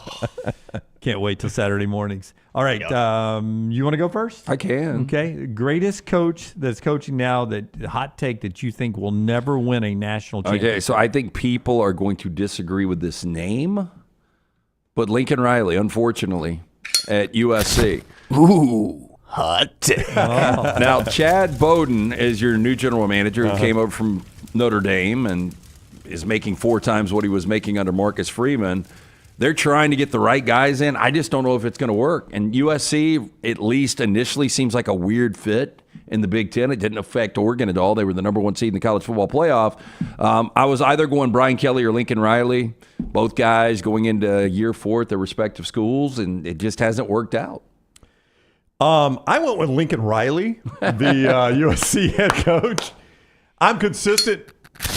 Ooh. Hot take. I am consistent on this. You know, I've said he's never had the commitment to defense required to win a national championship. Lance just highlighted it better than anyone could when he gave you Kyler Murray the season he played at quarterback there. They scored 59 points a game and couldn't win a national championship. You just don't have a commitment to defense. He's one of the best offensive coaches we've ever seen, but he's not a championship-level head coach because he doesn't have the defensive commitment defense was required. a little bit better last year. A little bit, but so I mean, he's a big name. Yep. But I'm asking you to go out of your comfort zone, the biggest name possible. I mean, that never wins once. I thought I'm not stealing Lance's. I'm not reading Lance's homework. I thought Brian Kelly too, but everybody that coaches at LSU wins a national championship. Well, and I think Lincoln Riley is still considered. I mean, he's definitely much more accomplished than Steve Sarkisian. He's much more accomplished than Lane Kiffin. Well, I hope I'm wrong about this guy because I love this guy. Is it Eli Drinkwitz? No, I don't love that guy. But this guy he's like me in poker. Like always finishes third. I don't like to sit out hands. Like I could have a king and an 8, and I'm like, I'm in. It's going to work out for me. Or I got a jack and an 8. It's going to work out for me. Is Dan Lanning? It's Dan Lanning. I mean, he hot take. He will take a chance in a game that you may be in a good situation. Just punt the ball as he did 2 years ago. And this past year, I don't know if I've ever seen a team more unprepared for their big moment. Oh, that's true. Than that team was. And he'll probably learn from that. He's still so young. What is he, mid-30s? Yeah, I heard an interview with him this morning. He was on with Neuheisel. And I love the guy. Like, I hope if it doesn't work out with DeBoer, I hope he's future Alabama head coach. I'm indifferent on Dan Lanning right now. I think there is a lot of bravado out there.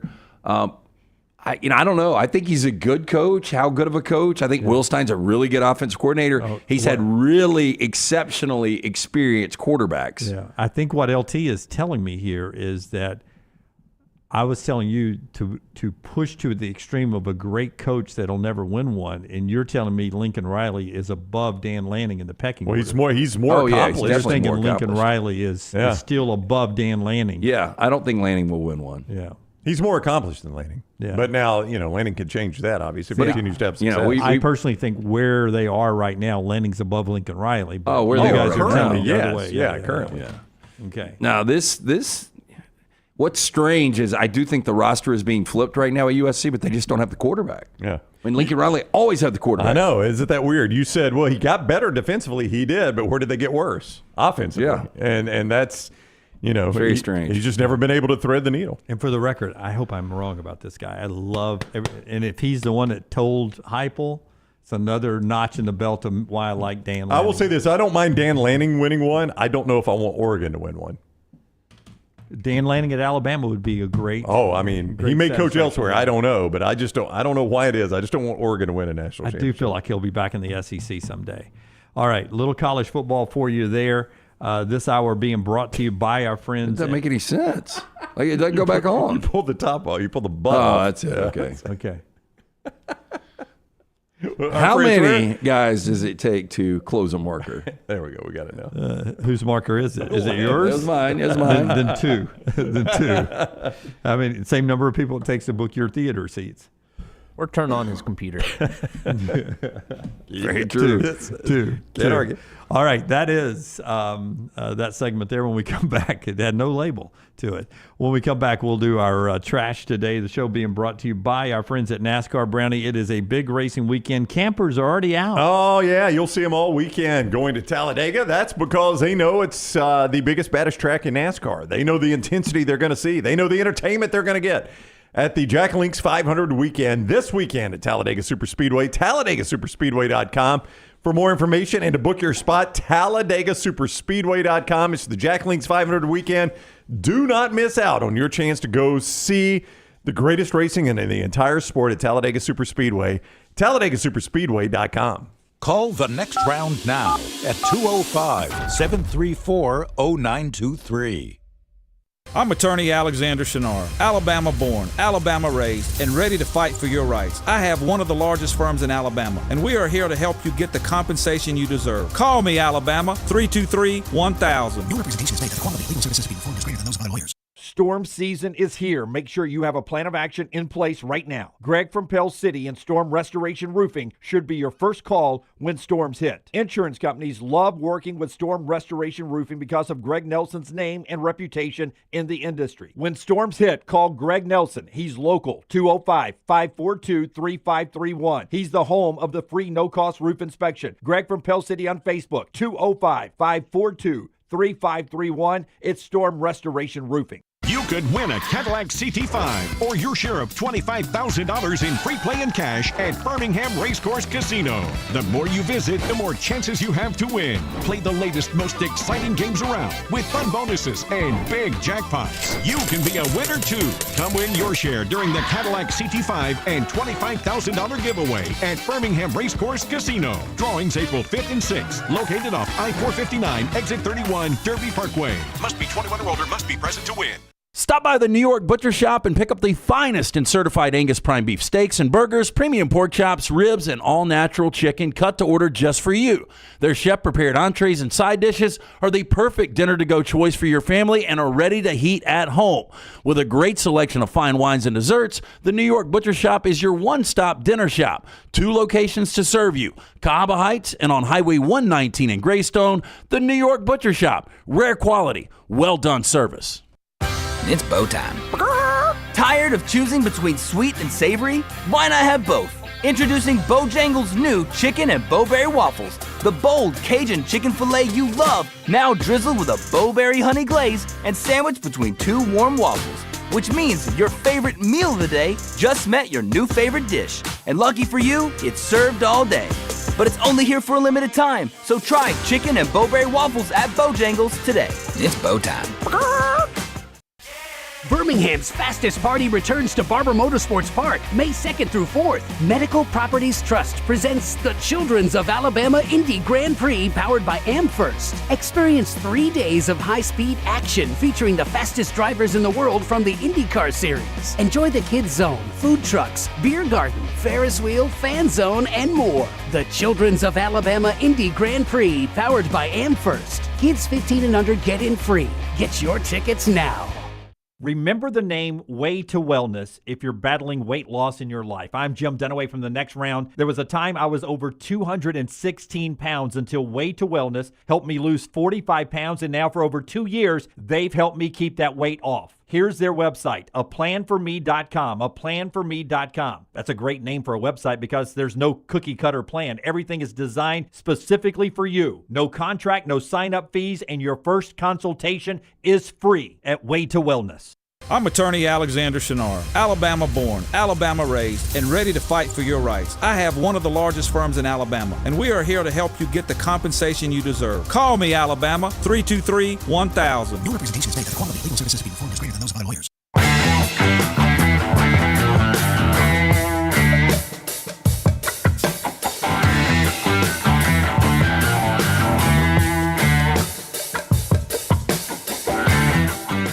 This hour brought to you by our friends at Champies. Do you ever have an email that you see in the morning and then you can't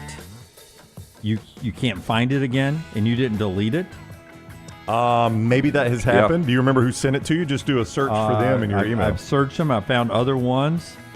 It's an email that was really cool. I told you about it. It was odd prop bets for the NFL draft, which happens in 55 hours and 25 minutes. I think I've got that one. I may have that one too. I think we all got that one. Oh, yeah, you get that. Yeah. Okay, I can pull it up from real Jimmy quick. Shapiro. Yeah. He sends us something all the time. But I can't find it in my trash or my inbox. Do we know this guy? Because he sends us an email every day, or is this just some service that's trying to get us to talk about it? It's a BetGM newsletter I signed us up for. Oh, that's why I get it. I've got it. Way back in day one. I've got first round NHL series. Oh, see, you're doing the same thing I am. I need the one that's. I need the odds unique prop bets for the first round. I don't have that one. All I got's the hockey one. He said. God, I wonder if can you unsend it? Yeah, you could unsend an email. You can't. He may have unsent this email to us. Okay. Hey, I've got the hockey. I don't have it either. Yeah. That's had to. No, I got it. Here we go. I got it. You want me to walk us through it? Is it one? Well, I got to do Champions, but is the one that's got a lot of the Dion and Shador things? Crazy draft props for trades, hugs, dads, dogs, and more. That's it. Okay, That's it. Yeah. I got it right here. Okay. Oh, the Champions Chicken. They bring you this hour. We're about to do crazy prop bets from our buddy Jimmy, who has emailed us and then unsent it, and then we found it again. Champy's Chicken. You never want to unsend a trip to Champy's. Go by there and see Sterling and the crew right there. Absolutely the best destination lunch or dinner location. Open right now. I just crave it sometimes. I go in there and it's just such good food. Hand-cut chicken fingers are so good. My son and daughter yesterday got the chicken sandwich They raved about that. Just so good. And it's all right there at champieschicken.com. Highway 119 in Alabaster, champieschicken.com. One that jumped to me was, would Deion Sanders have sunglasses on his face? Oh. They're not top of his head, on his face, for the first round of the draft. I'm guessing this is like minus 300, minus 400, minus 500 because he's going to have sunglasses. Every press conference he has sunglasses on indoors, so why would he not? Yes is plus 150, no's minus 200. I think I'd take yes in a heartbeat, wouldn't you? Well, now that no, because that number's weird. So maybe Deion has told somebody, I am not wearing sunglasses. Yeah. Yep. There are some others that Brown is now going to walk us through. Did you like all the Deion ones? Is that the one you wanted to go with? Shador and Deion? I liked one where Cam Ward, who does he hug first? His dad, his mom, his agent, his girlfriend. His mom is plus 100. His dad is plus 125. His girlfriend is plus 700. Oh, shoot. Sibling, brother/sister, plus 1,200. Agent, plus 2,000. I'd take a flyer on the agent. I'm going to go girlfriend. Plus 700 is good value right there. She's going to be sitting right next to him. As soon as his name's called, she's going to lean in for the hug because it's, Yeah, I think I would go girlfriend. I think I'd go girlfriend. I think that's your play on that one. So Plus Roger 700. Goodell is not an option? No, it doesn't do that. Oh, It gets wow. on the Make stage. it out of the green room Yeah. to the stage. First hug. The last draft attendee selected, your two favorites in this one, are Tyler Booker and Jahad Campbell. Hate that for our guys. Well, because a lot of people have them both going to the second round. Yeah, But both Milroe is there. Milroe is plus 500. He's an attendee. Yeah. There was one. You just don't get a lot of value on those standalones. Yeah. Well, I saw a mock that had Campbell going to the Rams. I've seen Milroe going to the Rams, too. Who would be... Booker will play longer. Yeah, you're right. He will. Probably be a 12-year starter. Which happens first? A draftee recreates the Lambeau Leap, or Travis Hunter does a Heisman pose? I don't think Hunter will do a Heisman pose. I wouldn't think so. He won the Heisman. Why would he not? Why would he? I mean... Yeah, that would be weird, right? I don't know that I've ever seen a draft pick do a Heisman pose. But where are you going to do the Lambeau Leap? Yeah, that's the other It's question. in Green Bay, remember? I know that. Yeah, but I mean... But like, where are you going to do it? It's not like an end zone right there. What, am I going to jump off the stage? It's in Lambeau, is it not? It's in the actual stadium? I thought they were doing it in Packertown or whatever it is outside. That sounds weird. I don't think it's called Packertown. I thought it was in the... Oh, I don't think it's in the stadium. I thought it was in the stadium. Is it not? That would be unique. I mean, we've never seen that before. I honestly thought it was outside in the area around there. That's what I would have thought. Lombardy Town or Lombardyville or whatever they call it. Does Scott know? Forrester? Yes, so draft takes place in Green Bay, Wisconsin. The festivities will take place in and around Lambeau Field, Titletown District, and the nearby Resch Expo. Titletown. I was getting there eventually. In and around Lambeau. I don't know. Yeah, I don't that's a great question. Total SEC players drafted in round one. The total is 14.5. Half the draft. Half the first round. I think I would play the over. I have the gut under. Well, I think a lot of this is dependent on what happens with Alabama's three guys. Yep. My gut's under. Total Big Ten players, 9.5 in round one. My gut is... These can't all be under, by the way. You got 32 picks. I'm going to say my gut there is under. Total ACC and Big 12 players, both are at 3.5. My gut on both of those are over. In case you're wondering why the SEC and the Big Ten seem to play for a lot of championships. Yeah. 14.5, 9.5 compared to 3.5. Before we get to... Which active coach has the most NFL players? Right now? Yep. I mean, Kirby would be my initial guess. My active coach? Yep. Because I was going to say Nick Saban. Kirby would be my initial guess, but I'm going to say... Kirby's the obvious answer. The surprising answer is going to be Ryan Day. Who is the longest tenured coach right now in football? It was Mac Brown, but he retired, and then it was Nick Saban, and he retired. Or both those guys were longest. This is the answer to both. Is Brian Kelly the longest tenure? Nope. Who was the longest? This guy's been at one place the entire time. Kirk Ferentz? Yep. He's got the most players in the NFL? Yep. I'm actually surprised. Well, I think they got like 5 tight ends. I was about to say half the league's tight ends. Yeah, offensive linemen. But I still would have guessed Kirby in front of him, even if you had told me, is it Kirk Ferentz? He's been coaching for 25 years, or Kirby, he's been coaching since 2016. I'd still go Kirby. I would have said Kirby has more Eagles than Kirk Ferentz has players in the NFL. It is a little surprising.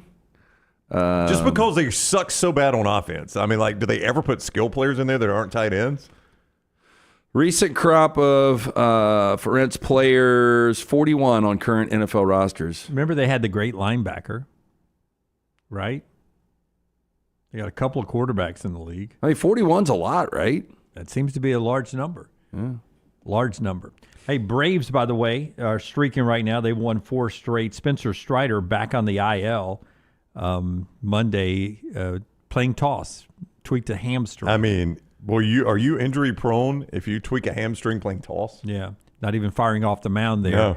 No. That is the Braves update. Don't forget, our new pennant grace comes your way today at 12:15, live on this platform in just over 30 minutes. Michelson Laser Vision. One more thing before we get to trash today. Tell us about Michelson. At 205-969-8100, that is the number you need to call. You wear the glasses or contacts, you're wasting money each and every year. I'm speaking from experience. Make that call that I made over 2 decades ago. Ask for Amy. Tell her the next round sent you. She's going to hook you up with a hassle-free consultation. You have 0 to lose to find out if LASIK is right for you. Dr. Mark Michelson, pioneer in the business, first to perform LASIK in the state of Alabama back in 1995. 205-969-8100 or michelsonlaservision.com. By the way, Kentucky gets Denzel Aberdeen, the Florida guard, is now a member of Kentucky.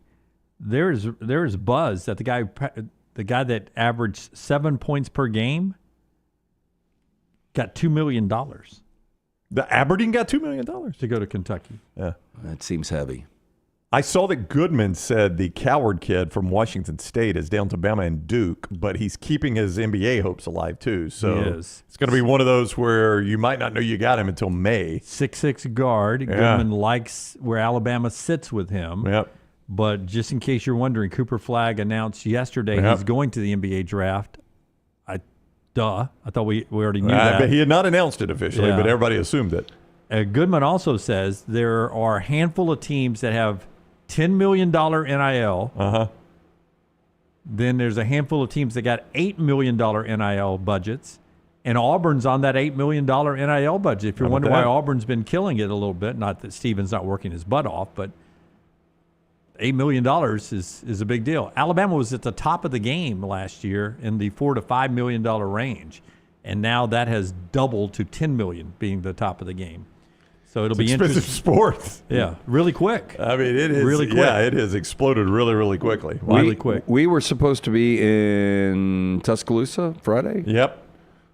Somebody's not playing in that golf tournament now. Well, he moved days. I thought he just changed days because they might be heading somewhere. Yeah, might be going to sign somebody. Oh, okay. I thought you meant like taking the Denver job. Well, could have used him last night.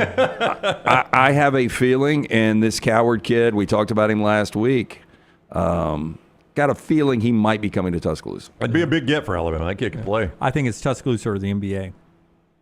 Hey, so you don't even think Duke's really a factor? He says it's down to those two. I don't know. I wish I had $4 million to donate to Alabama to get that P.J. Haggerty kid. You'd get him? Yeah, from Memphis. Averages 21 a game and wants $4 million. Yeah. I guess that just shows you FedEx is like, okay, we do have our limits. Like, we want Memphis to be good at basketball, but we're not giving $4 million. $4 million. If I had it, I'd give it to Nate. And I was like, go get this guy. Let him shoot a little bit. Wants to play point, though, too. So we'll see. All right, trash time. Brought to you by our friends at Bud Light. Easy to drink, easy to enjoy. Tyler?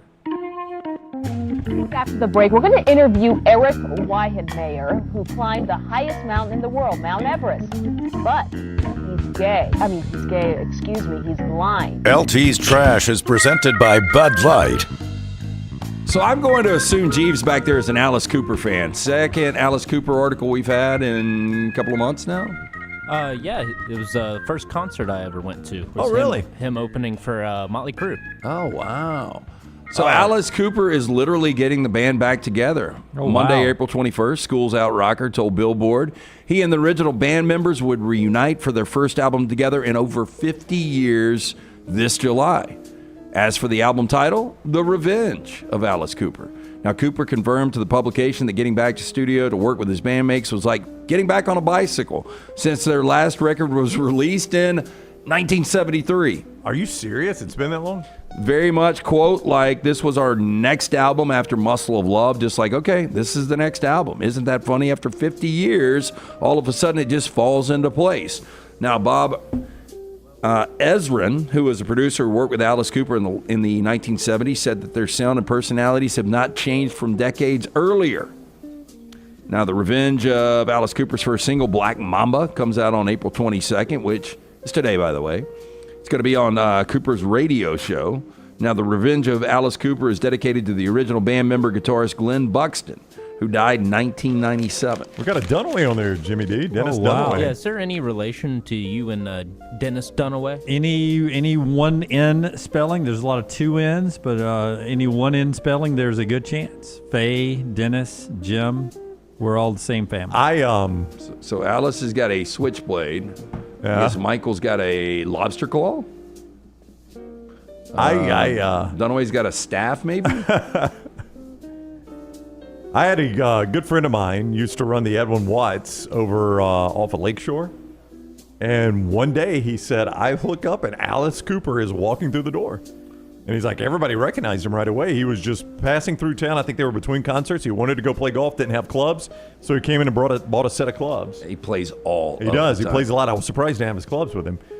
Came in and bought a set of clubs. And my friend Barry said, could not have been a nicer guy. Took photos with everybody, signed every autograph, hung out, talked to them, asked, just was an incredibly nice guy. If you do all that, do you have to discount the clubs at that point? Rich people are the ones that get the discounts and get the free stuff. He seemed like a good neighbor to Baker Mayfield when he took his boots back over. There's no doubt. I mean, he was living right across in the Hall of Fame that Dunaway says is very overrated. So, a 24-year-old American YouTuber who was arrested after visiting an off-limits island in the Indian Ocean. This is an update on the story that we had just a couple of weeks ago. With hopes of establishing contact with the reclusive tribe, was further detained in custody on Thursday. Mikhailo Polikov will appear before a local court on April 29th, according to police. Polikov from Scottsdale, Arizona, arrested on March 31st, 2 days after he set foot on the restricted territory of the North Sentinel Island in a bid to meet people from the reclusive Sentinelese tribe. By the way, when they say local court, when they just phrase it like that, you're not under American protection at that point. They call it local court there. That's right. I got to say this. I know that this is, a clan that they don't have contact with the world, but he's got Dennis Schroeder hair a little bit, like he put product in it. It does look like that a little bit. I agree with you. Yeah. I know, but where do you think we all, there's a lot of things that they use like for war paint or that's true. That we probably stole from as we modernized that could be from a turtle shell, right? Some kind of dye. That's right. Or maybe just the salt in the sun turns his hair that color, and that's how we came up with sun in. Polikov left a can of Diet Coke and a coconut as offering for the tribe this time after he failed to contact the Sentinelese. Shot a video of the island on his camera, collected some sand samples before returning to his boat. I'll tell you, if they'd never had Diet Coke, they'd probably be blown away, right? Yeah, they were probably like, I'd like another one of those, please. They went, or it would immediately just rip their stomach. Oh, I could have done that too. They started singing. It would hurt them. What's the old song? I'd like to buy the world. Whatever. Now, visitors banned from traveling within 3 miles of North Sentinel Island, whose population has been isolated from the rest of the world for thousands of years. The inhabitants use spears and bows and arrows to hunt the animals that roam on these small, heavily forested island. Deeply suspicious of outsiders, they attack anyone who lands onto their beaches. He's really lucky he got arrested and not killed. That's right. Number one, and he's lucky he didn't kill them. The idiot's literally carrying diseases that would wipe them out. Just look in the history books. Oh, that's great. That's a great point because they're so isolated. That's right. That he could just bring on anything, almost anything that would just wipe them out. Or he could just get a common something. cold or a flu. He could get something from them. That's right. And then bring it back to us. Yeah. By just the a way, complete moron. Hey, that's a good movie plot, right? In my time on the internet, this bird flew. We got a new one coming? Oof. Why did that? They've been saying that for months. They've been saying that for months. We never got to the conspiracy yesterday, Tyler. I forgot about that. No time right after trash. Okay, right after trash for the new conspiracy. Okay. Yeah. So A.J. Brown, Philadelphia Eagle wide receiver in the news. Looks like he is open to striking a deal with whoever stole his car. Brown originally posted his Instagram story on Instagram and X on April 21st. to ask whoever stole his car to return it before he would press charges. Quote, Dear Philly, to whoever stole my car last night, I'll make a deal with you. Bring back my car. I won't press charges. Or when I find you today, it's going to be what it's going to be. Take it or leave it, my guy. Come on, man. You stole my whip last night. Now, Brown said the thief arrived 3:42 a.m., had the car stolen by 3:45 a.m., went on to say, you're smooth with it, dog. You're fast on your feet. I'm going to show you how fast I am on my feet. If I find you, it's going to be what it's going to be. He also threatened to show up at the interrogation room once the thief is caught. Brown said he knows where his, quote, car is right now, but didn't offer how he knew that. He just wants the car given back. Well, He's threatening too much. There's no way he knows where the car is, and he's not getting it back. Yeah, I would say this. It's going to be what it's going to be. At that point, if my other guy is going to be coming back. He's going to be packing heat. So if AJ's not packing heat, it's not going to be what it's going to be. Yeah, right. Right. And then if it is going to be what it's going to be, then AJ's not playing anymore. He's going to be in jail. I mean, it's just a car, my man. Right. It's just a whip. That's right. Let the whip you could go. buy dozens of them with the money you make. Whip it. And it's probably already chopped up and let it sent go. around, Let and it go. I just don't see that one coming back. I'm with you. You'll never see it again. Just go buy a new one. A Staten Island man admitted to setting 2 rubber sex toys on fire, which led to a 3-alarm blaze that engulfed at least 2 homes, according to court documents. Harry Torres, 37 years old, arrested and charged 2 counts of arson following Monday afternoon fire. Torres accused of intentionally setting a fire in the backyard of one property, which then spread to 2 neighboring houses and 2 motor vehicles. The fire department responded to the scene around 3:20 p.m., was able to extinguish the fire. Now, when questioned by the fire marshal, Torres allegedly told him, quote, I started the fire. I was in the backyard of my house. I lit 2 sex toys on fire. Why? Sex toys, not dolls. I was about to say, you know the expression the sex doll makes when it's on fire, right? Yeah, surprise. Very surprised. Face. Yeah. Torres, also charged with reckless endangerment, criminal mischief, arrested on the scene according to law enforcement. No pictures from that one, Jeeves? Well, I have one, but it's not wanting to pull up for whatever reason. Oh, no. Shout out to Google Drive. Yeah. Okay, as a kid, I do remember the franchise, Tremors.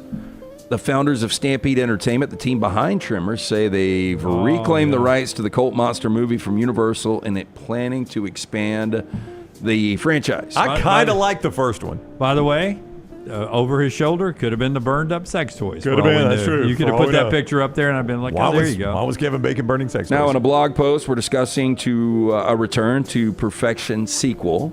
This referencing the small desert town in Nevada. Their 1990 creature feature is located.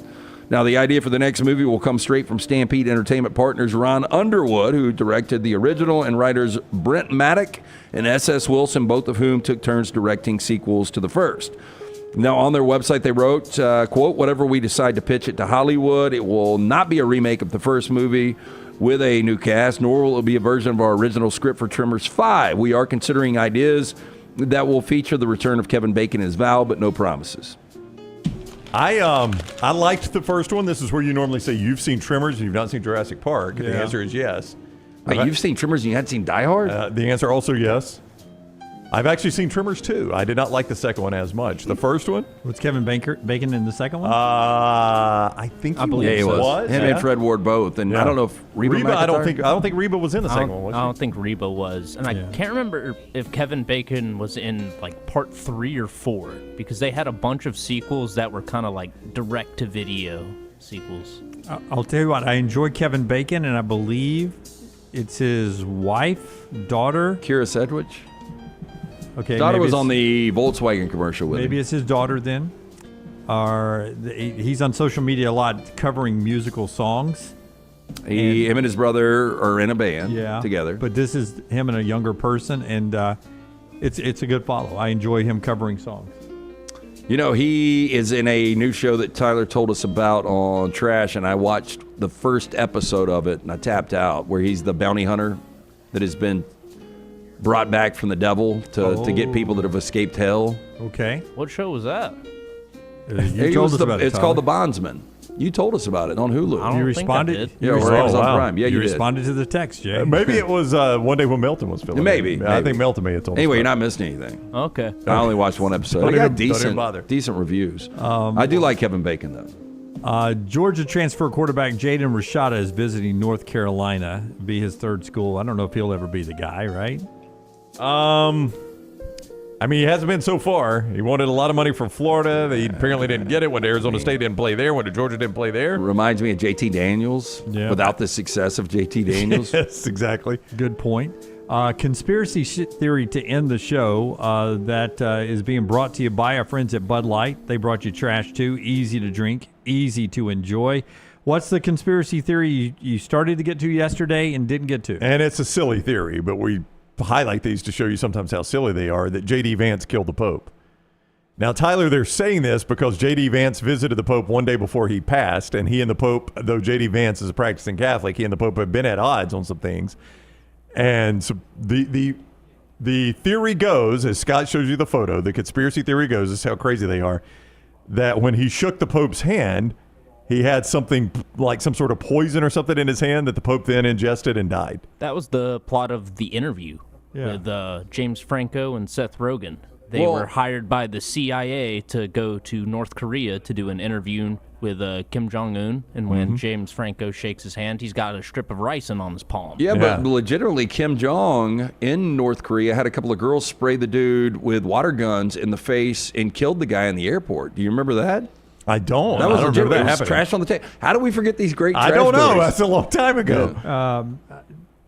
The guy was, what, 100? Oh, yeah. I mean, he's been on, like, oxygen and stuff. Yeah. Like, it was no surprise that the guy died. I don't think we can blame J.D. Vance on it. And I'm telling you, if the guy's fumbling the national championship trophy, he's not going to be our guy No. that we're going to send in to get rid of the Pope. And what good does it do us getting rid of the Pope? Yeah, really. I don't know why we'd want to do anymore. Why would we want to kill the Pope? He does nothing. Okay, but with the he's a conspiracy political figure theory, in a sense. you've got to have the reason, right? Like, you know, what's not anymore. You can just type something on the internet, and now it's a theory. Yeah, but I want to know why. Like, why would J.D. Vance why kill would he him? want to kill the Pope? Now, I know they were at odds over a few things, and maybe he wants to get a Pope in there that sees more eye to eye with him. That would be your theory. He didn't like conclave? Yeah. How does that change the whole? Oh, I'm with Now Tyler. there is I going to don't be a think it does. conclave. Yeah, There is actually a conclave. I'm more worried about the bird flu than I am that. That's a conspiracy theory I'm worried It's about. been out there forever. What if it, I haven't It read has anything been, about but it. now it's jumping mammal to mammal. Whatever happened to that monkeypox stuff they tried to scare us with right, a couple I know. years Now it's ago? jumping from cows to chickens to raccoons. Well, you're none of those. Into humans. Oh, has it jumped to a human? Yeah. Is it jump? Yeah, Is it 60 airborne? minutes this past Sunday. You got to turn it off after the golf in the NFL. You're when you watch 60 man, minutes. 60 minutes. Go watch it. So what is the consensus here? How's this thing going to play out with the bird flu? It's nothing. It's 66 times worse than COVID. Oh my God. Yeah. It could be the end. You always talk about the end, LT. That's how we're going to go down. Now, did a bird tell this to somebody? Or? J.D. Vance is killing the Pope. Just saying. I told you that's the way it's going to go. I don't know that. We need to get on top of it. The Biden administration moves slow in the process, and now we're defunding it all. Scientific. I mean, we're bringing back extinct animals. That's what I'm saying. This is scientific. We're slow to respond to this thing, and now it's building up one virus to the other. And we're bringing back the woolly mammoth, that guy on Rogan. Maybe the woolly mammoth will save us, though. It could. You never know. It could be. Or what if it's a new virus and now everybody gets mammoth flu? There you go. Are we going to end with a happy birthday real quick? Whose birthday? Richard's wife. Richard in the chat room said, hey, it's my wife's birthday. And somehow Scott was like, hey, we got a picture with her. We do. Yeah, that's her. So happy birthday, Richard's wife. Oh, in the middle there, obviously. Yeah, clearly, Jim. That'll be her. Very good. Yeah, Look happy at that. birthday. Look at that. You're married to a good next rounder. I like the way she doesn't wear that hat straight, too. That's a cool girl right there. Throw that hat on like that. He's got that hat turned around backwards. Dunaway's back. It's good to have it back, isn't it? Yep. Full force. Look at me. I got a cocktail in my right hand. That's right. Happy Jim. 25 pounds around that waist. Glad I lost that. Brown's got a Diet Coke. That's right. Hair's looking better than it was there. Thank you, Jimmy. Look at that. What a good way to end the show. Yeah, happy birthday. Good to be back, man. I only missed 2 shows. Felt like 4 months. We're back tomorrow, 9 a.m. Central Time. Don't forget the Pennant Grace is up live at 12:15. The Braves are hot. They're on fire, and they'll talk about that coming up. That's the show. Until next time, God bless you and God bless America.